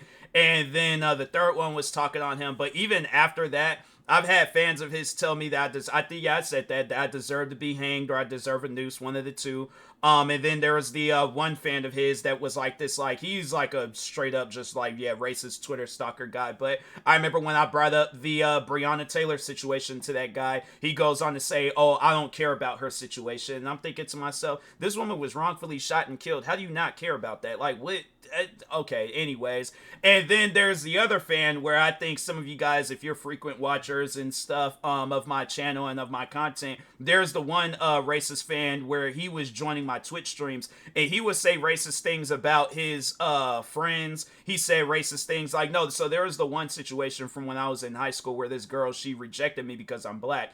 And it's something, it's like, well, I'm like, I ain't got no control over it. But overall, Just the Robots fan had brought that up and was all like, oh, I don't think she did anything wrong. And it's like, she literally rejected me because of the color of my skin, not because of who I am, you know, like as a person, but because of like, I guess, yes, in a different way, who I am as a person. And I'm like, I can't control that side of me. Who I am character-wise, though, yes, I can control that side of me. If I'm immature or if I'm doing something that you don't like, I will change that. But overall, as far as my skin, fam, I've been taking showers literally since birth. I've been, bath showers. Like, it ain't coming off, bruh. Yeah, there's days where I'm a little bit on the ashy side. I'm like, oh, it's happening. As soon as I put some lotion on, I'm like, dang, bruh. It just, but jokes aside, I'm like, I ain't got no control over that. But he was trying to make it seem like that what she said and did wasn't wrong. And I'm like, I guarantee and I promise you, in any scenario of any race, you conduct that out in a public environment where people can hear you, and you overall utter out those words,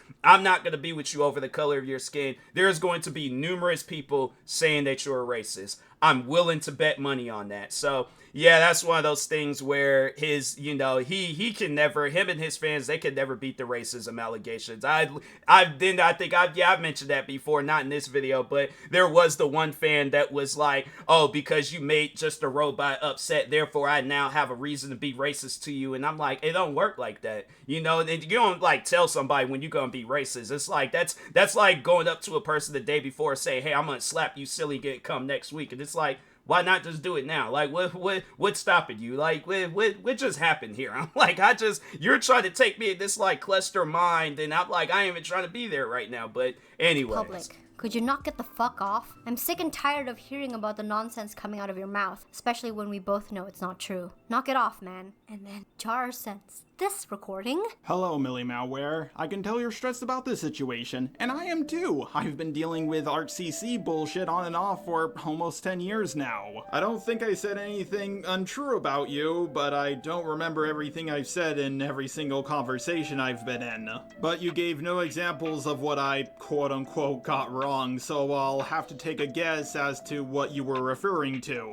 I've been wanting to talk things out in a call with you so things don't get twisted. I'm not gonna lie, when people in the ArtCC say they don't want to get into a call with me, it's because they know it's easier to twist things through text. I would be more than happy to end things with not just you, but he said that crap with me too, and it's like, no, it's because and the funny thing is, it's like, I don't think he realizes the things that he says. It's like, it's because, you know, my thing is this, I can like literally list out a bunch of different things Just a Robot has done to me throughout the years between him and his fans, and it's like, he ain't gonna want to read all that because it's too much to read. Oh, my brain can't. I'm gonna have a headache now. And it's like, man, get out of here with that. No, it's like, you're just a man child that don't want to take responsibilities for your actions. And it's like, he knows what he did to this girl. That's why he's trying to play this whole dumb act that, oh, I ain't do nothing wrong. You know what you did, bro. But anyways, hold on for 1 second. I gotta tend to some things real quick. Give me a second.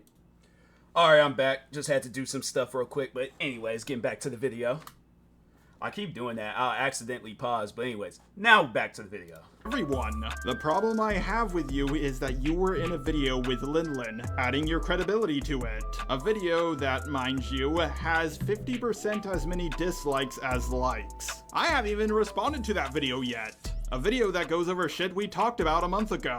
A video that says you can't call yourself a trans ally if you buy a fucking Harry Potter game. I told the truth about you in the comment I made on Twitter. You had a problem with my Spocker thumbnail. I offered to talk things out with you in private. You refused to.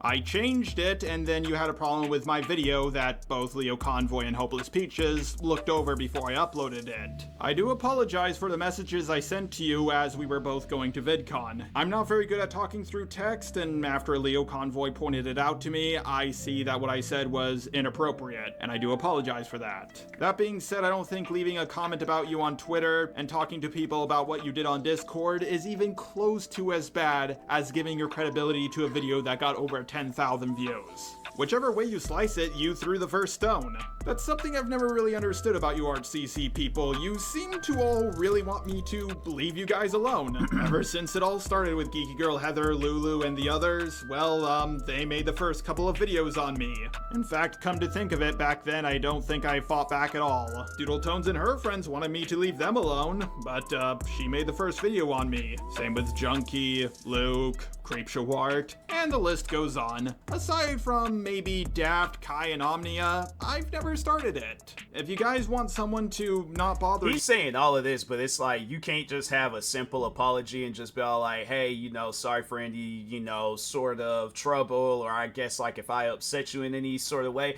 He's just babbling about some stuff where I'm like, it don't even matter. You're talking about things. I'm like, fam, all this girl said was, hey, Jar, here you're still talking mad explicit word in public. Can you knock it another explicit word off, you know, just for my PG kids out there? But anyways, I'm sick and tired of hearing about the nonsense coming out of your mouth, especially when we both know it's not true. Knock it off, man.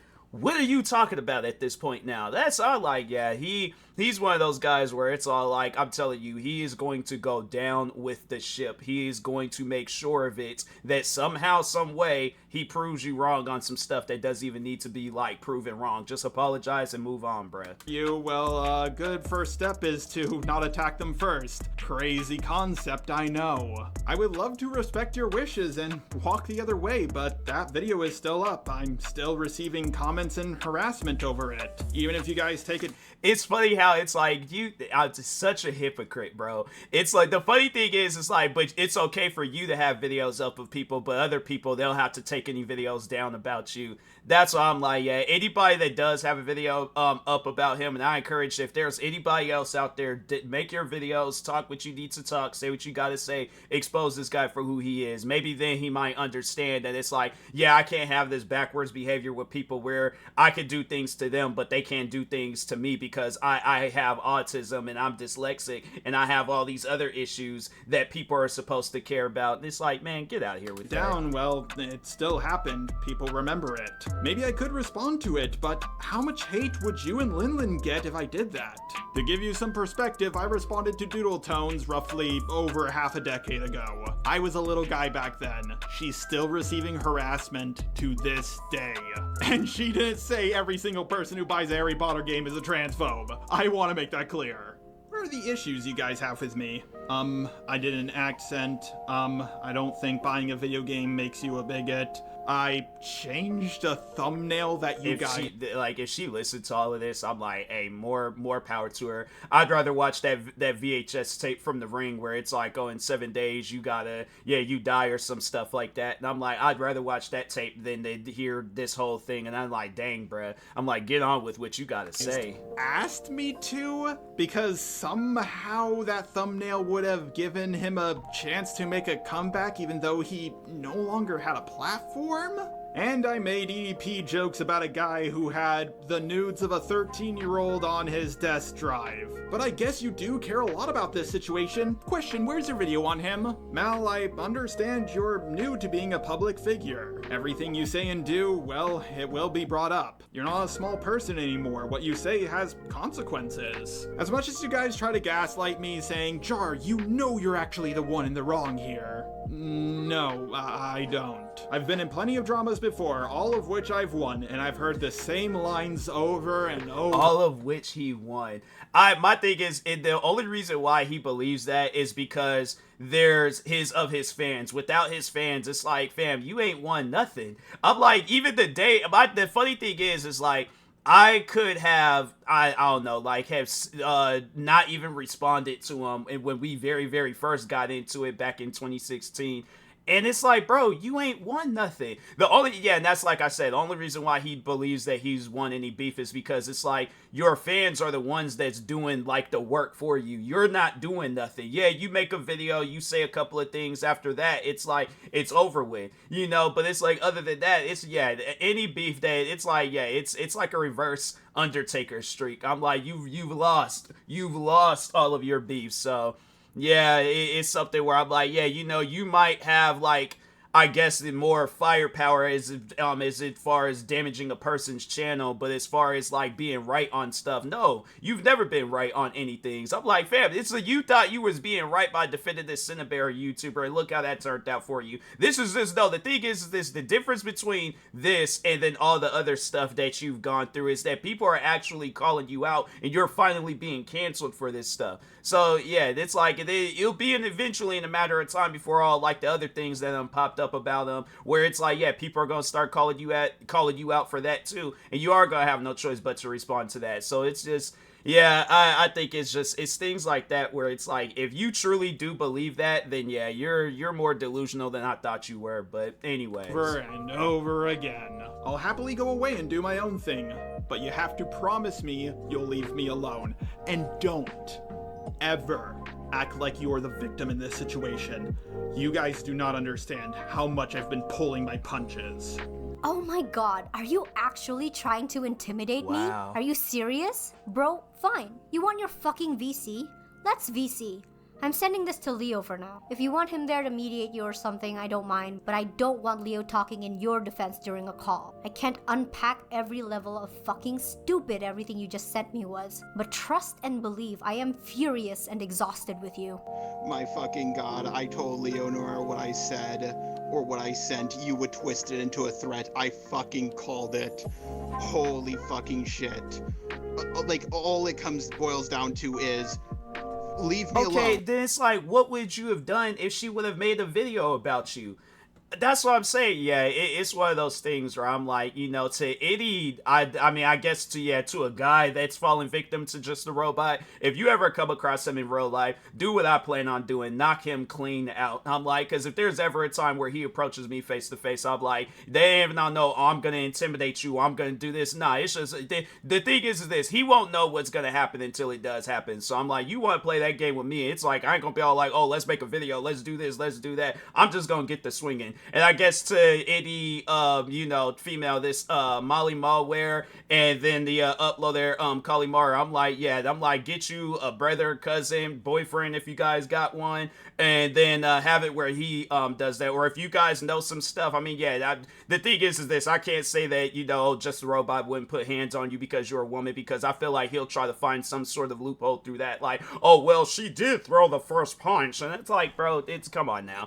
So yeah, it's just one of those things where it's like, if you guys can defend yourself, definitely do that. But if you need some or just jump him, I'm like, one of the two things. But yeah, it's just one of those things where it's like maybe that's what he needs, some sort of physical contact in order to have him being this like internet warrior type guy. But man, that's sad. And then it's like you make this intimidating threat. It's like, how my thing is this, all right, why is it me, Kalimara, yeah, the Kalimara, right? Yeah, Kalimara, Molly, there's just too many names, but I'm like, Molly Malware, how is it that we all looked at it as a threat, and then you're the only one that doesn't? Anybody that'll see this video is gonna look at it as a threat. So, yeah, that's why I'm like, yeah, bruh.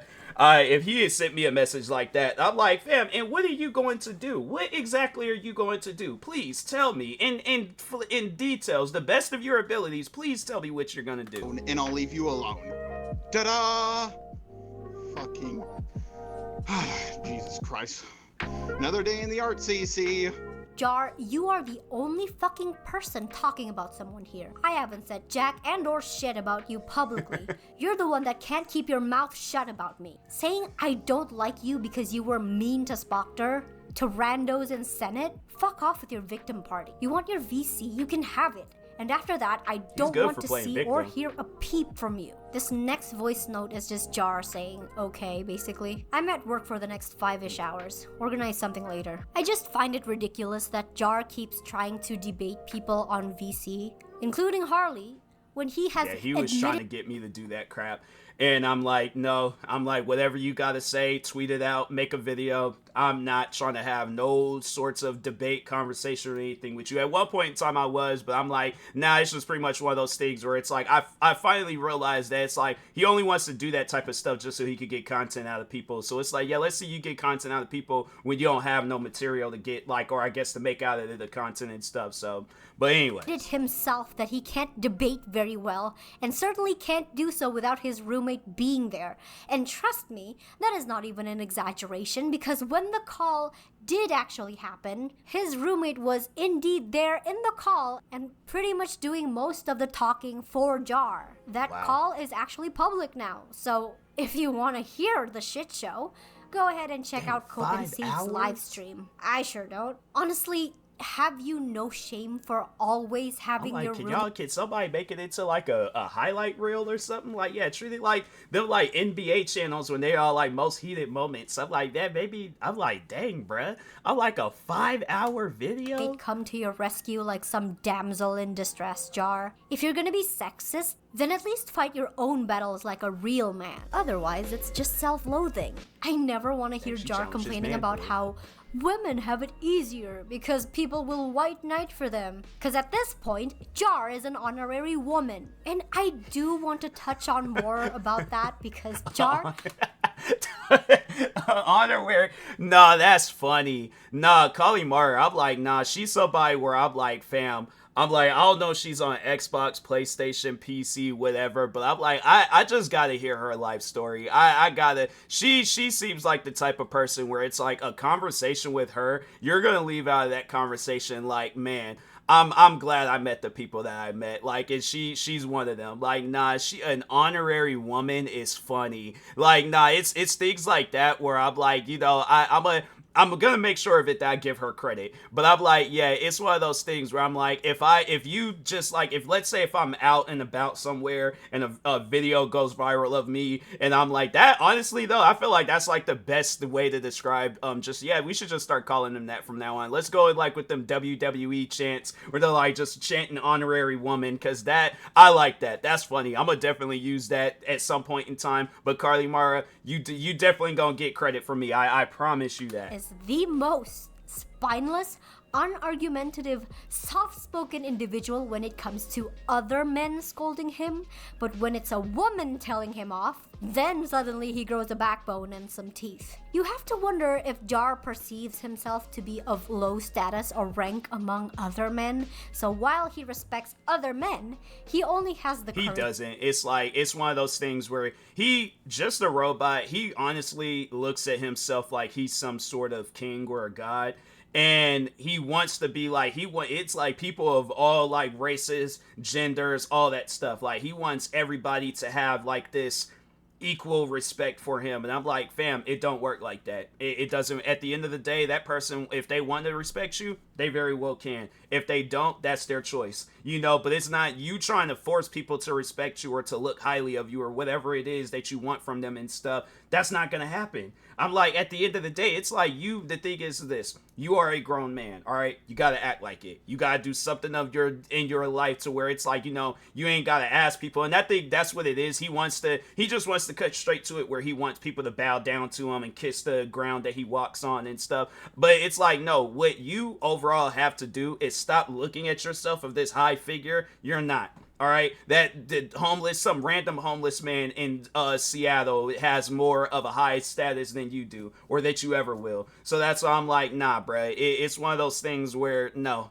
it's like this person that you try to make yourselves out to be. It's like you're not that guy, pal. If we're gonna bring that saying back, yeah, let's bring it back for the sake of this video. You're not that guy. To go after people he perceives as beneath him. Those are just my thoughts. I don't know if it's true. And now let's talk about that handshake from hell he gave Ponder that was the other focus of Jar's video. Because the way he addresses her in that segment just makes me want to punch a brick wall. So let's just get it out of the way. No, the handshake was not the problem. It was everything around the handshake that was. Jar severely oversimplified the events that happened in his video, and it's a clear attempt to downplay the actual events that took place. See, Ponder never offered to shake Jar's hand. Ponder was handing him a sticker because she was doing a little meetup thing with her fans where anyone that was able to spot and recognize her got a free sticker that she drew herself. However, Jar was the one who grabbed Ponder's hand. The first thing I do is reach into my bag, grab a sticker, and hand it to them. When I did, they,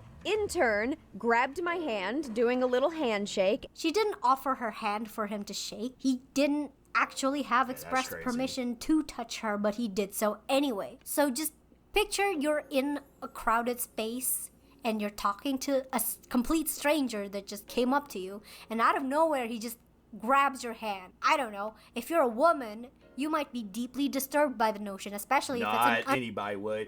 My thing is this: if I'm handing somebody something and they just grab my hand, it's like I'm snatching my hand back. I'm like, okay, you try that stuff again if you want to. And then like next thing, it ain't gonna be me offering something. It's like, yeah, it's gonna be me offering a fist. I'm like, I'm swinging on somebody. Nah, that's anybody would trip out over that type of stuff. That ain't even just a woman. I'm like, most people I feel like would trip about that type of stuff. So if not everybody would trip about that. It's like it's just with me, I don't know, maybe it might be a little bit of a line of like some like, germophobia type stuff, but I'm like, yeah, if somebody's handed me something, I try to make the most minimum amount of hand contact possible. So it's like they could be holding a phone like this in their hand. I'm like, dang, how could I, okay, dang it, I touched her palm. I'm like, nope, gotta wash my hands now. Like, so, yeah, it's just, okay, it's not that bad. But, yeah, I'm just saying, though, like, yeah, somebody's handing me a sticker, I'm taking a sticker, and I'm like, all right, cool, appreciate it. And then, going on about my business, but anyway. Unknown man who is like twice your size, because Jar is twice Ponder's size. Ponder is not a very big person. Moreover, Jar didn't just shake her hand and introduce himself. He not only, according to another friend of ours who was there with Ponder and could hear him better because Ponder was sitting right next to the giant fan that was blowing these bubbles where we were sitting under, used a fake accent like he was trying to conceal his identity, and then only introduced himself after he was already grabbing her hand. And as soon as he did introduce himself, he clasped her hand with both of his and just walked off. And that whole scenario to me just sounds like he was doing a really bad job at trying to imitate a shoujo manga meet cute. And you're thinking, well, what's the issue? He grabbed her hand without her permission or consent. That's the thing. You don't do that to people. It's like you don't just be going around grabbing people. The thing is this: you could do the bare minimum amount of contact with somebody. Still though, if that person doesn't want that contact, you can't do that to a person. That's not normal. It's one of those things where it's like, I guess, if he does have a girlfriend, it's like, how would that make you feel if somebody did that to your girlfriend? It's like you being on this weird, creepy behavior and stuff. Yeah, let's say I start acting like that towards all the things that he be doing to women, that I just start doing that to his, if he does have a girlfriend, but I started doing that, yeah, just a robot be ready to fight me and stuff. So that's, I'm all like, yeah, it's like, until somebody does it to somebody that he cares about, he's not gonna fully understand until he's like, okay, well, yeah, maybe the things I did was wrong, I apologize, and so on and so on. And then he just walked away. Well, why use a fake accent? Why conceal your identity until the last minute? Why didn't you just introduce yourself normally? I don't know. If it were me, and I was meeting a creator I'm mutuals with, I'd immediately introduce myself first so that they knew who I was before even I'm like, my thing is like, yeah, if you guys can see like my hat and stuff, it's one of those things where it's like, they like, plus I guess, yeah, it's like, maybe if I had never had really did no face reveal and things, but I guess like by my voice, and usually I would be wearing some merch of mine and things. Yeah, I think that would be a dead giveaway. Like, wait a minute, aren't you T? I'm like, yeah, I'm like the one and only. I guess. I mean, if that's what you want to call it. But yeah, overall though, it's like, yeah, it's something where I don't know. It would be hard for. Maybe I should go to VidCon. I'm looking at myself. I'm like, maybe a fake mustache. One of them like thick glasses, the big giant white nose or something. Yeah, I'm like, maybe. Yeah, I think I'm gonna do that. I'm gonna next if I ever do, because I ain't never been to a VidCon event before. I'm like, but yeah, I'll go to a VidCon event,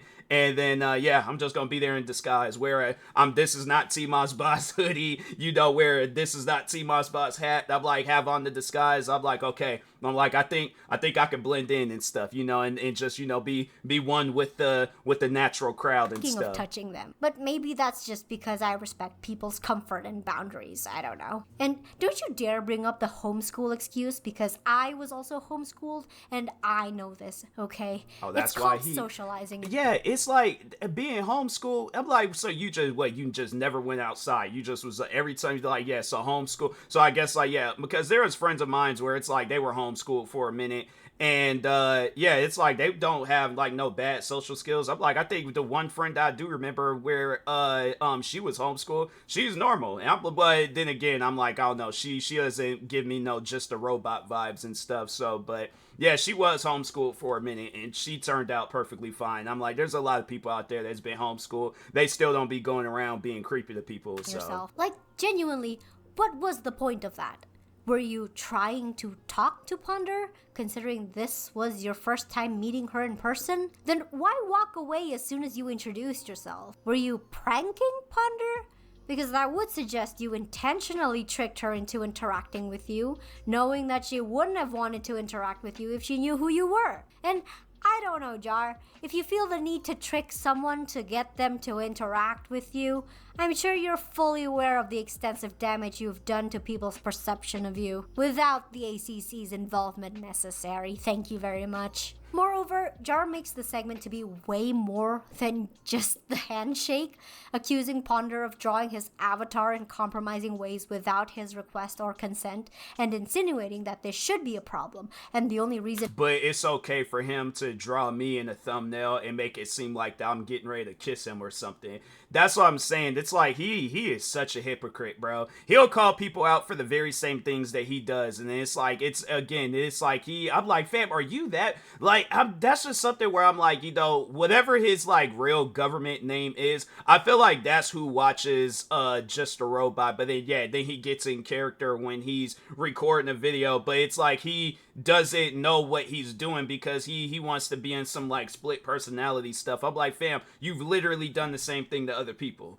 I ain't even trying to hear that. That's all. Like, it either things that he be calling people out on. I guarantee and I promise you, it's either he's been called out for the same exact stuff. It ain't even so much as being called out. It's like you've actually done those same exact things. But anyways, is because he's a guy. However, didn't you make a whole ass video talking about drawing of people's avatars, where your conclusion was that you didn't care if people did it to you?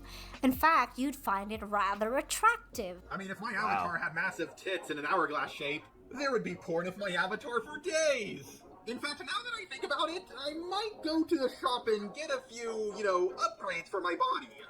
Yet you're calling Ponder out for violating your consent. I don't even think that's his. Well, maybe like the drawn out one, but I think that original one that he had, it's like, I think it's supposed to be inspired for the one that he has now, supposed to be inspired by his original one. I think he still uses it on his secondary channel, but it's like, fam, that's not even your avatar in the first place. I'm like, yeah, maybe the one that you got now, but it's like, even that one is still biting off of another avatar. That's like me drawing Tupac and being like, oh yeah, guys, this is my avatar now. It's like, no, that's just a drawn out figure of Tupac. So whoever it is that actually owns the rights to, that'd be so funny if whoever that person is, like if they discovered Just a Robot and they say, yeah, you're using my likeness for your videos and you're gonna have to change that and things. I think that's probably why he was trying to blackface for a moment, according to from what I've heard from people. But anyway, because she drew you in a maid outfit and getting hit on by her OC, and it does look like Jar doesn't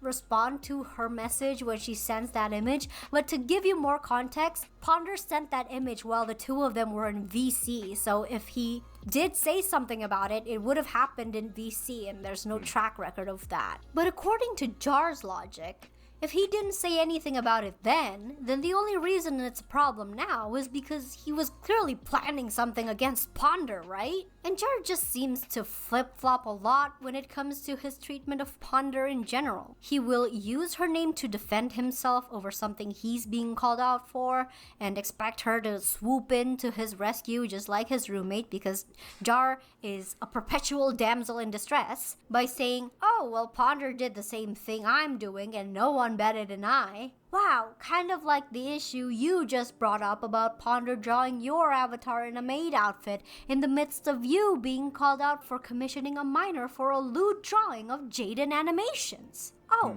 just so people's assumptions don't run wild, the specific instance I'm talking about here is the fact that Ponder used to represent herself using her OC, who is an Algonquin Indian woman, while she herself is white, and speaking about a lot of racial issues.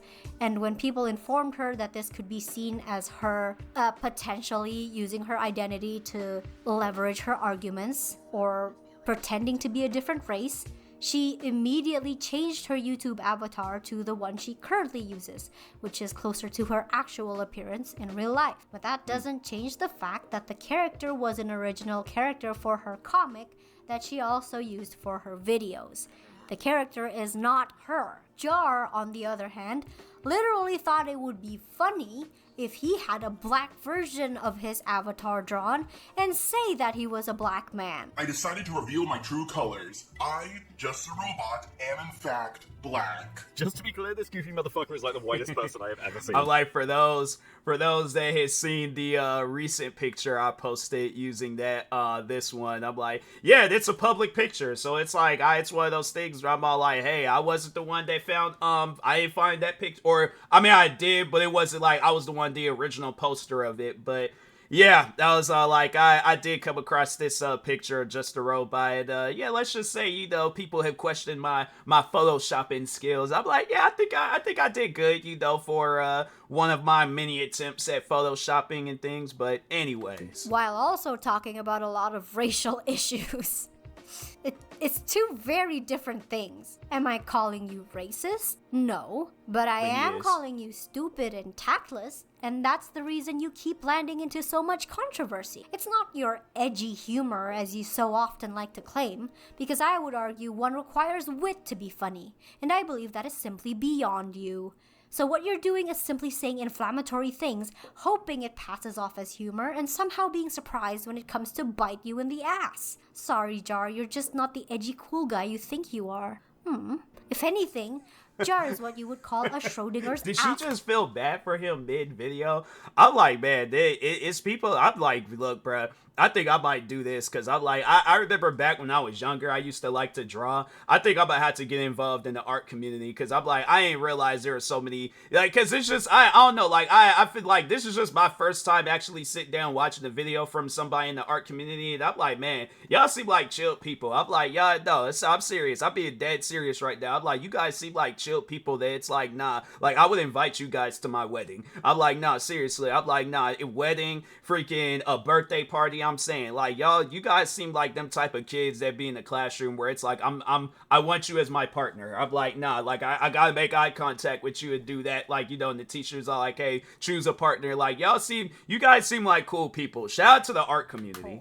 Which is a person who decides whether or not they're full of shit by the reactions of those around them. But while Jar also uses Ponder as a shield and a superhero to protect him from criticism, at the same time, he was also going around spreading horrible rumors about Ponder to anyone who would listen to him, including Cinny. Jar, you cannot be taking a page out of Yandere Dev's playbook right now, where you are simultaneously hinging your defense on someone else's credibility, while at the same time trying to ruin that person's credibility. Think for a second, Jar. God, men are so emotional. I mean, I try not to be emotional, I might have found some parts of the movie sad and, then shedded a tear and things, but I'm like, I'm like, dang, bruh, I'm like, why I gotta be emotional? There are times where I'm like, yeah, it's like on some, well, I ain't gonna say on some serious stuff. I try not to, at least with things, content creating reasons, I'm like, nah, bruh, I'm not gonna get emotional. If anything, it's like, yeah, it's gonna be an outburst of laughter if, if it's some content creating drama, but other than that, I'm like, yeah, I've had my fair share of emotional moments. I ain't even gonna lie. So anyways. So with VidCon 2024, there wasn't as much build-up as 2023. Heck, we didn't even know if he was going that year because at this point, essentially, that bridge was completely burnt. There were no more lines of communication between Jar and our friend group. So imagine our surprise when Jar did show up again. Alone, might I add. Now, in his video, Jar claims that he wasn't purposely following us around, and overall, I think either Jar very poorly structured his defense, or he was purposely wording things in a manipulative way, because he essentially addresses the allegation like it's being levied at someone else, and with the way he words things, you'd think he was trying to construct the narrative that he wasn't there at all. There was another allegation about me hunting them down at VidCon 2024. From the video evidence I have seen, the video footage just shows them running or hiding from someone who is allegedly me, but they don't show me in any of their video footage. There's not one single shred of evidence that I was looking for them. Sure, I was. That's what I mean by that split personality. I'm like, let's just say just the robot's name is like Justin or something, I don't know. But yeah, the funny thing is, it's like I said it with another individual, but anyways, just the robot wasn't there. Yeah, they recorded some guy, I think his name is Justin, talking on himself and like who he actually physically is and things. But as far he's looking for, I guarantee and I promise you, he watched that video and he was looking for his avatar. He watched that whole video and he's like, nope, don't see me. He was like, I see somebody that I see in the mirror, but I don't see why he would have anything to do with this situation. But yeah, he didn't see just the robot. He just seen Justin. I said the same thing with O.J. Simpson. I'm like, yeah, O.J. Simpson didn't kill nobody.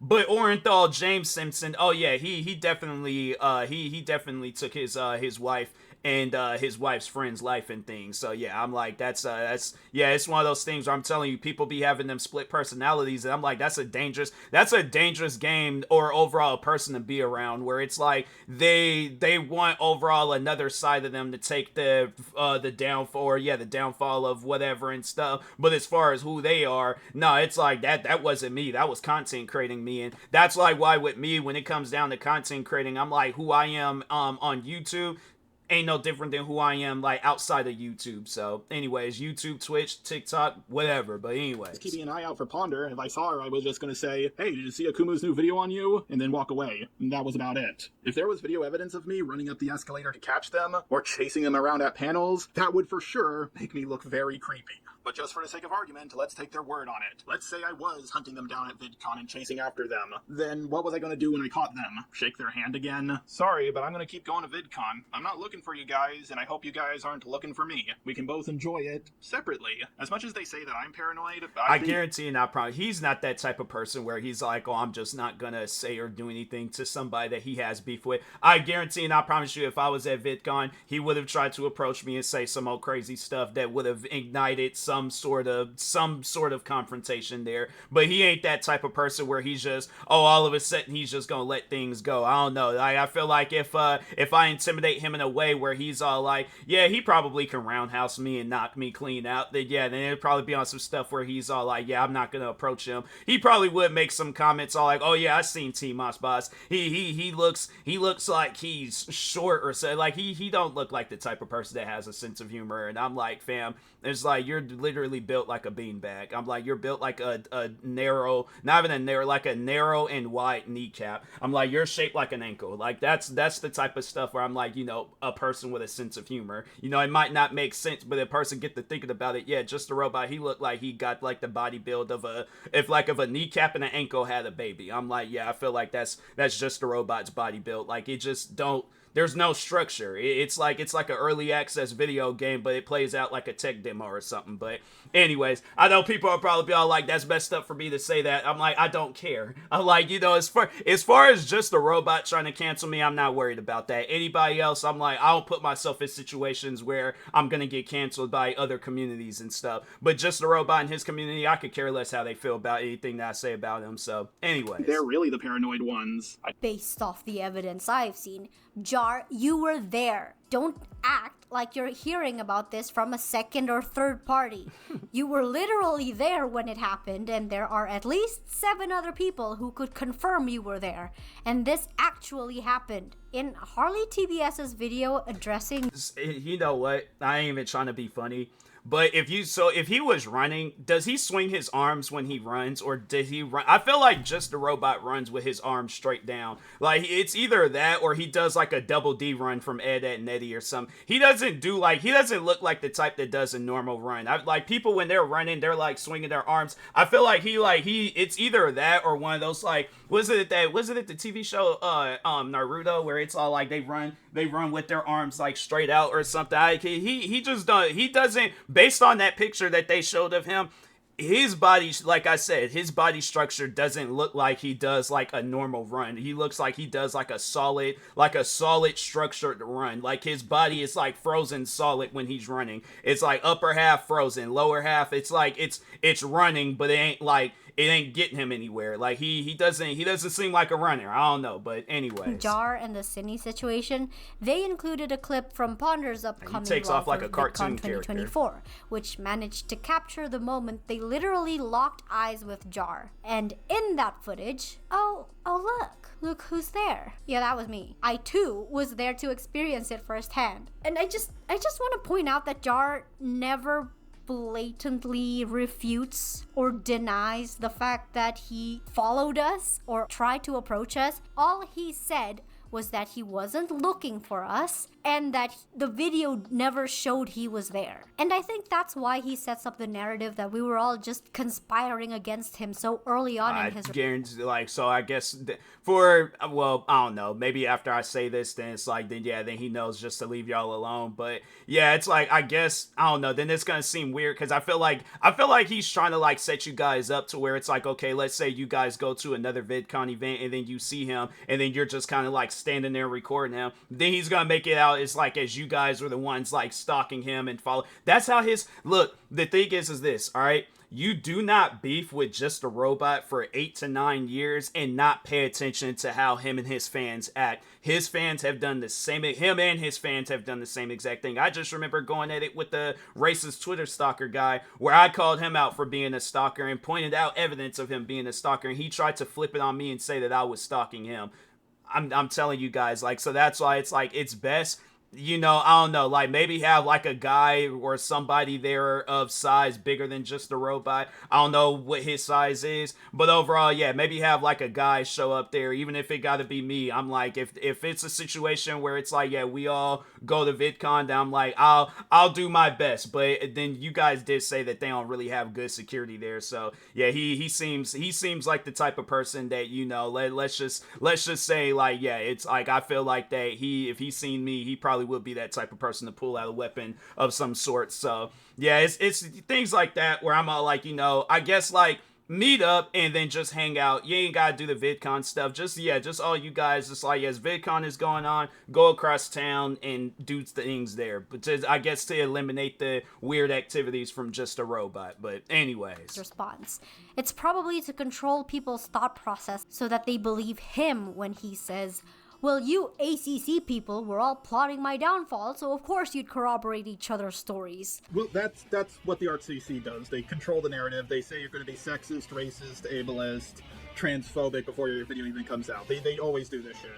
And his main defense, really, is that he wasn't caught on camera doing it. Okay, Jar, it wasn't like the whole VidCon 2023 incident wasn't public yet at the time, and we were still keeping you anonymous. Next time it happens, we'll be sure to film your pasty little face and disregard all respect for your privacy. Don't worry. I also find it interesting how Jar steadily escalates his statements from least severe to most severe. First, he says, I wasn't looking for them, and they have no evidence it happened. Then it steps up to, sure, I was looking for one person specifically, but if I met them, I would have only asked them one question and left. Just because so the one picture that I posted of him, that's not like a current picture. He does, I think, you know, like, yeah, he does look the same a little bit. Like, I got to look at the picture. He pretty much looks like Lord Farquaad now. Like, he has like the haircut like him and stuff. And yeah, he got like that white chin and things, like some crimson chin. Like, it just he doesn't even like headbutt people. He'll just like lift his chin up and then just, you know, kind of give you a chin check and things, and then yeah, just shut your whole body down. Like, I feel like, yeah, if I were to take a chin check from Just a Robot. I'm seeing them same ancestors from Black Panther. I'm looking around, I'm seeing purple trees and stuff. And I'm like, dang, I'm like, did I make it? There's like, nah, not right now, son. It's not your time. It's just all my ancestors just standing around all like, dang, bro, you got a mean chin check. Like, wake up, got one of them like Looney Tune type knots and stuff. Yeah, he got a decent sized chin. It's like, it's kind of like this, but like a widescreen TV and stuff. Like, it's decent size. It's like a H1 Hummer almost. And then finally, Jar steps up to, well, if I did do it, I wasn't gonna do anything dangerous anyway. And in his defense of himself, he inadvertently confesses to everything he's denying. It's actually a pretty common manipulation tactic used by narcissists to shift blame away from themselves when they've done something they know they shouldn't have. I'm not saying Jar is a narcissist, just that he happened to use the same tactic that a narcissist would. Also, for someone who was just complaining about adding weird embellishments to stories, you sure do enjoy doing it too, Jar. Because no one said that you chased us up the escalator or chased us around at panels. That was just you embellishing. Not kidding when I say this. I, alongside the rest of the group, literally turned around and ran up the escalator in an attempt to get away from him. So we've heard Jar's version of events. Now let me tell you what happened from our perspective. This was the first day of VidCon 2024, and the ACC girls met up with Bored Oranges and Harley TBS and a few other people from the Airbnb. As we were walking around the convention hall and checking out the different booths, we got information that Jar was in attendance, and so everyone was like, crap, it's happening again.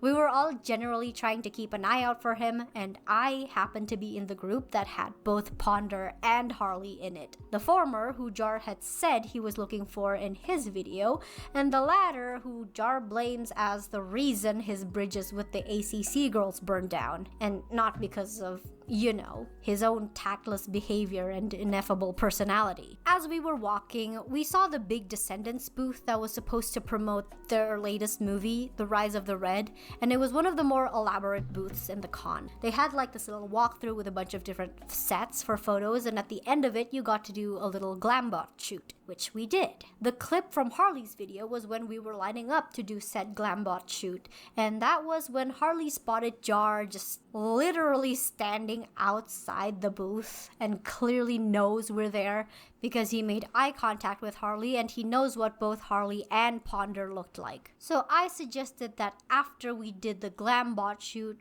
we head straight for the panel that we were planning on seeing anyway because the panels were held in the conference rooms, so it would be easier for us to get away from view and make it harder for Jar to approach us because we'd be sitting and there'd be like a bunch of other people trying to watch the panel. He's just there by himself. That's weird.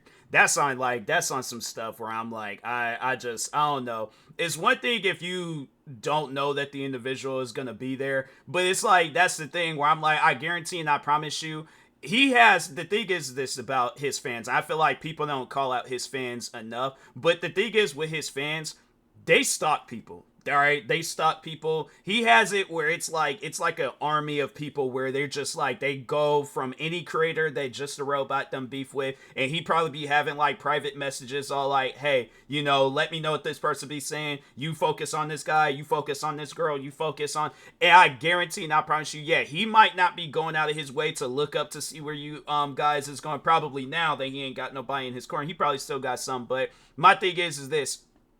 There's no way possible. I just seem like it would be impossible for you to just so happily be at the same place that they're going to be at the same time. It's one thing if you guys is like walking around that you just so happen to meet at a random area, but it's like you're there by yourself, right? You're there by yourself. You have no reason to be there. Don't nobody know who you are. You're showing up to an event and it's like, for what? Like, why are you there? It's like, it's just, yeah, it's one of those things where he knew what he was doing. He knew that when he was looking for you guys, and he probably had one of his fans like, oh yeah, they're going at this area or something. I don't know if you guys had like this as a private message or public, whatever, but yeah, it's like if you guys mentioned it, or I don't know, maybe I don't think he would go as far as having his fans also show up to VidCon and then they just keep an eye out for people. If that's the case, it honestly wouldn't surprise me. So, but anyways, yeah, it's either he's stalking you or he got fans out there stalking you. But anyways. And that was why we ran up the escalator, because the creator-only panels were held on the second floor. When we left the Descendants booth, we basically began speed walking down the convention hall to get to the escalators, and Harley started freaking out because, according to them,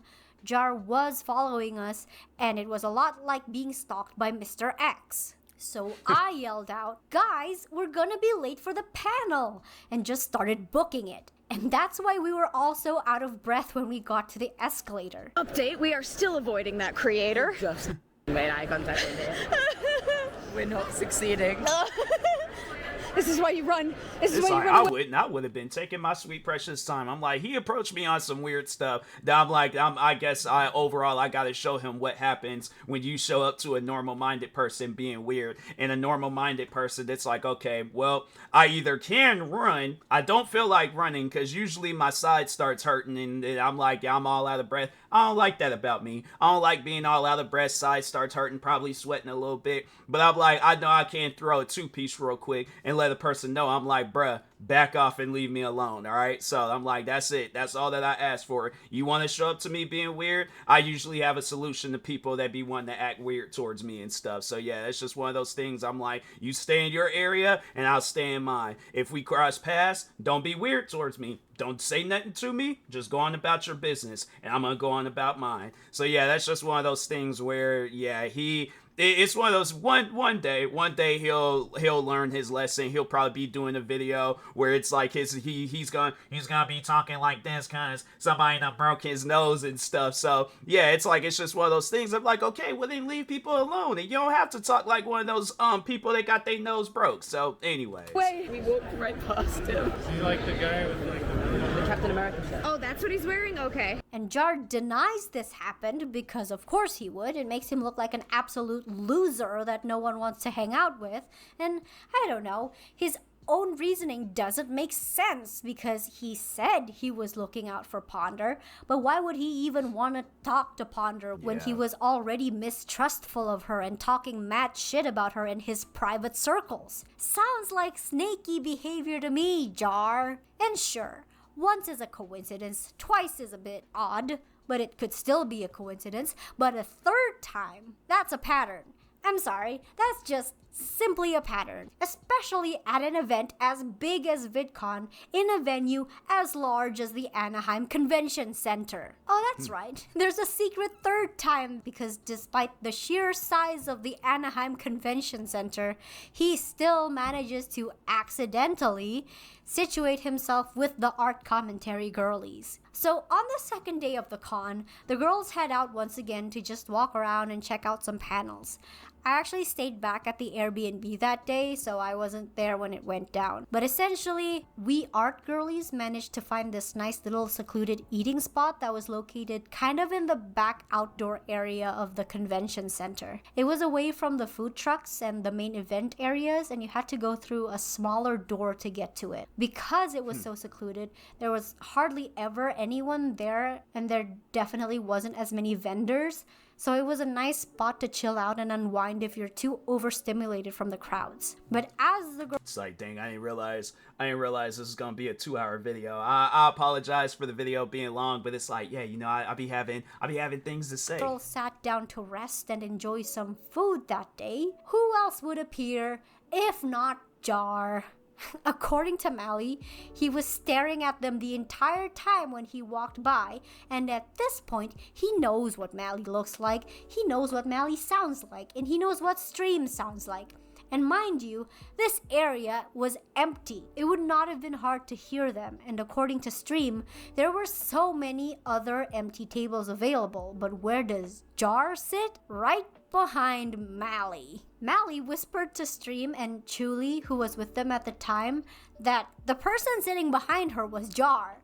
But Chuli must have missed it because when they escaped, she kind of got left behind. And according to her, as soon as they left, Jar just started complaining about the current state of Los Angeles or something, which is a bit silly to me because we were in Anaheim. So yeah, Jar, it's a pretty wild coincidence that this happened 3 times over 2 VidCons. Especially when we would struggle to meet up with people we that's actually... something where I'm like, I could think back on a moment where there was a kid that I had issues with back when I was in high school. And it was something where it was like, I know that if there's a situation where if he says something or do something to me, I'm without warning, I'm just going to start swinging. And so it was one of those things, but he was always with a group of friends. So I'm like, okay, I know I can't take on 4 or 5 people. I'm like, maybe a couple, but I'm like, it's one of those things. I'm like, I'll be lucky if I'll be able to take them all on, but I'm like, I know that I can't. But yeah, it's just one of those things where, and I'm like, it's funny how it's just even thinking back on that, and it's like this, just a robot, I guarantee and I promise you, if he had like a group of friends, because it sounds like he was by himself, if he had a group of friends and then it was just one of you guys by yourself, oh yeah, he definitely would have said something. He definitely would have said or did something weird, and then used his friends to be all like, oh, when like, so yeah, let's say like if you went and called them out, like, so yeah, let's say Kalimaro, is that Kalimara, okay, but yeah, anyways, but yeah, let's say you were sitting by yourself at the table and it's just a robot and a group of his friends. He would have definitely said things, did things, overall would have did something for you to talk about it in the video, and then him and his fans would have been like, oh, we don't recall that, you misinterpret what we said and did. It's like, yeah, you're just, no, you're out of it, you're not thinking straight. So yeah, that's how he is. And that just, it's funny how it's like thinking back on that kid that I went to school with. But yeah, by that, when the kid was by himself, he never said or did anything to me, and so that's why I'm like, oh, okay, I see what kind of person he is. Talk a big game in front of his friends, but he's just dead silent when he's by himself, and it's like, man, get out of here with that. That's why it's like people like that, I don't really worry too much about them when they like, yeah, mentally, yeah, they're gonna like try to get you all upset, but physically, nah, not worried about them at all. It's like, if you're gonna be out here saying things when it's like yeah, of course your friends is gonna jump in if somebody starts fighting with you and stuff, but it's like, yeah, it's one of those things where it's like, but by themselves, they're not going to say or do anything. But let me hurry up. There's 4 minutes left. Let me hurry up in this video. I didn't realize it was going to be as long as it was. But we wanted to meet up with, and yet we kept running into you. But clearly, it was just a wild coincidence, because I can't know Jar's intentions here. And unless Jar himself admits to it, none of us ever will. Conclusion, he's weird. In conclusion, I think Jar is a menace both online and offline. His disabilities do not excuse his behavior, and people need to stop using them as shields whenever he messes up. Fact of the matter is, he is not... His fans, even his fans have tried to, and I never knew where it came from. His fans would just always, they would say that from time to time. Like, because I remember the one girl, she had, so YouTube had made this tweet, paying respects. I think there was like a mass shooting that had happened in New Zealand.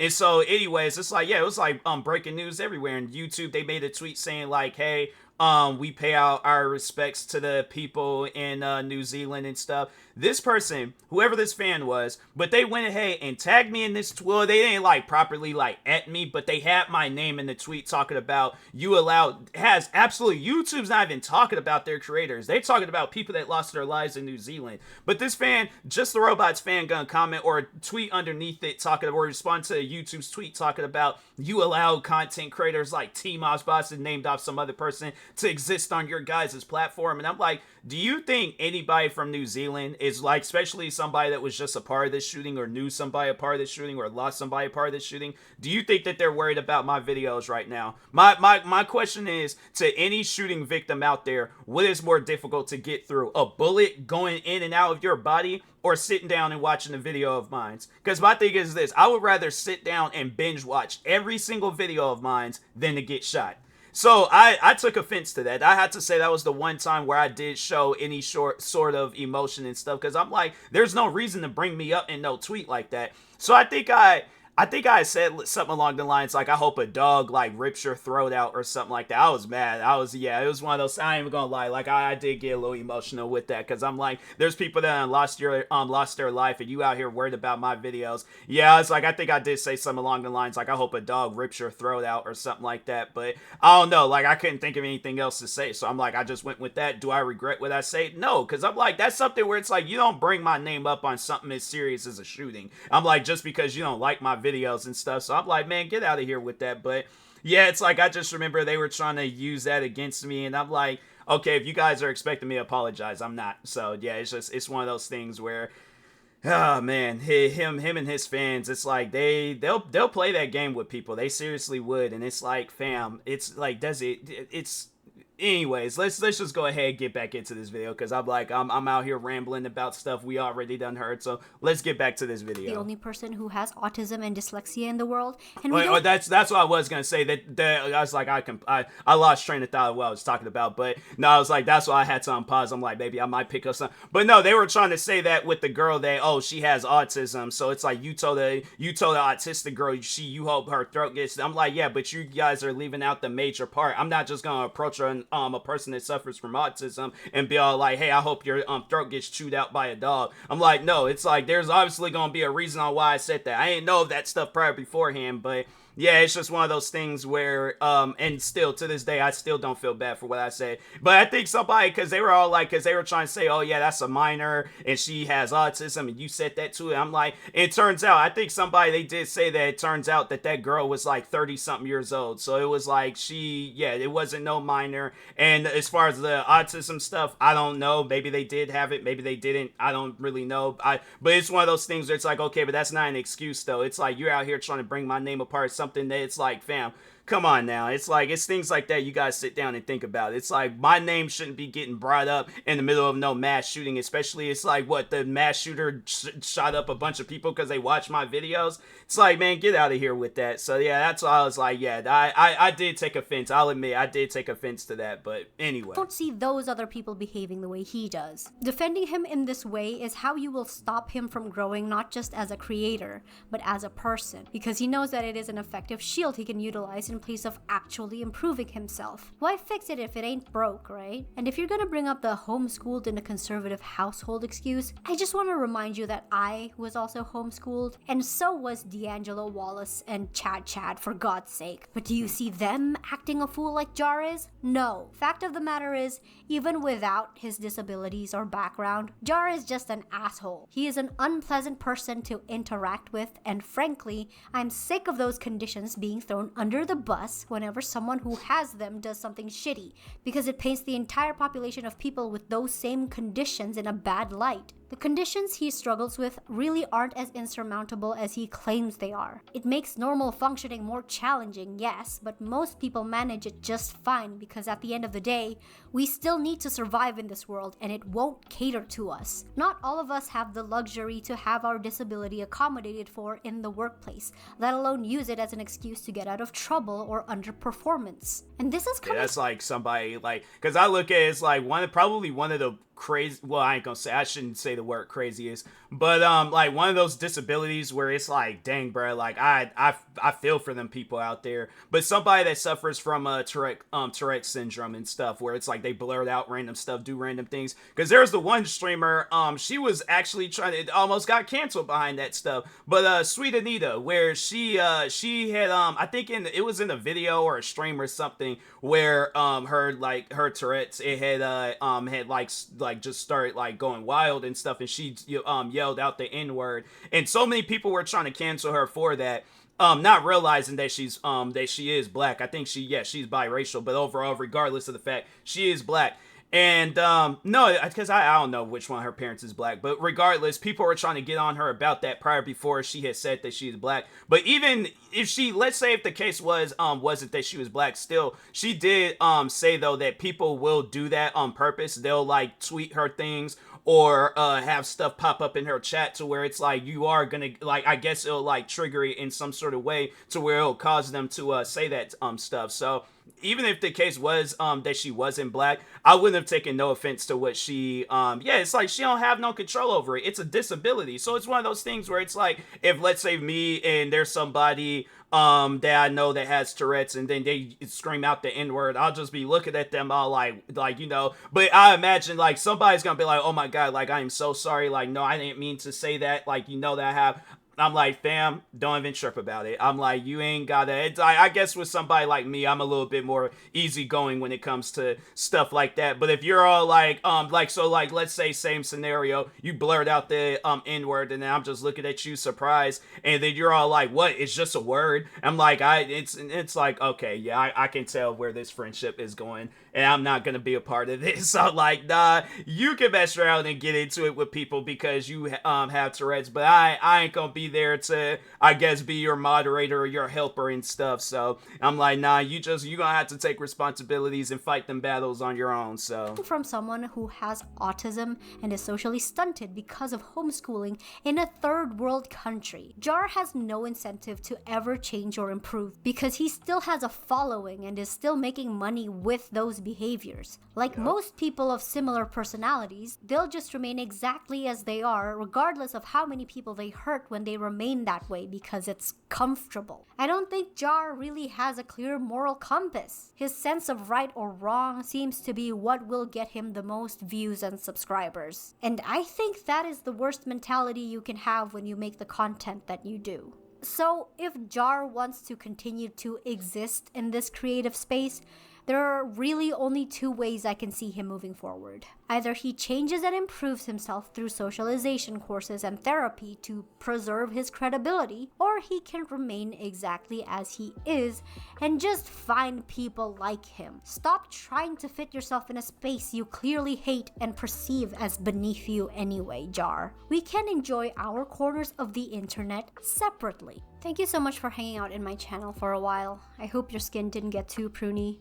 I'm sorry I had to talk about this topic, but it's been bothering us for like the past year, either having other people talk about it and misrepresenting things, or just, I don't know, spreading outright lies that completely change what actually happened. So, and I felt it was important to talk about. Big shout out to my lovely pond dwellers on Patreon. If you want to become a pond dweller and get extra perks like a free commission from me, join my Patreon. If you want to see more from me, then please follow me on all my social media. If you want to submit fan art or chat with me, join my Discord server. And if you want to see what I'm actually passionate about, like my stories, check out my Wild Word series here on YouTube because that will make me really happy. All the links are in my description, and I will see you all in the next video. Goodbye! Yeah.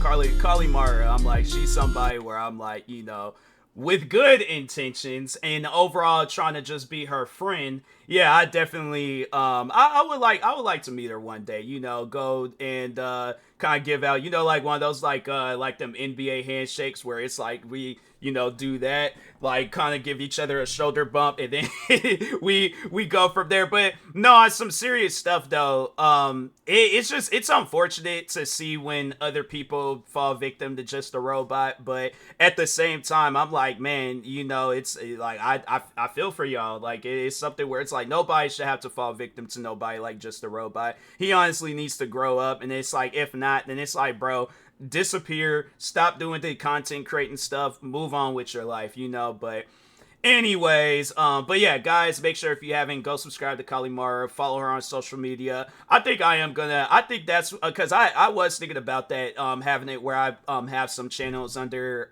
reconstruction and stuff.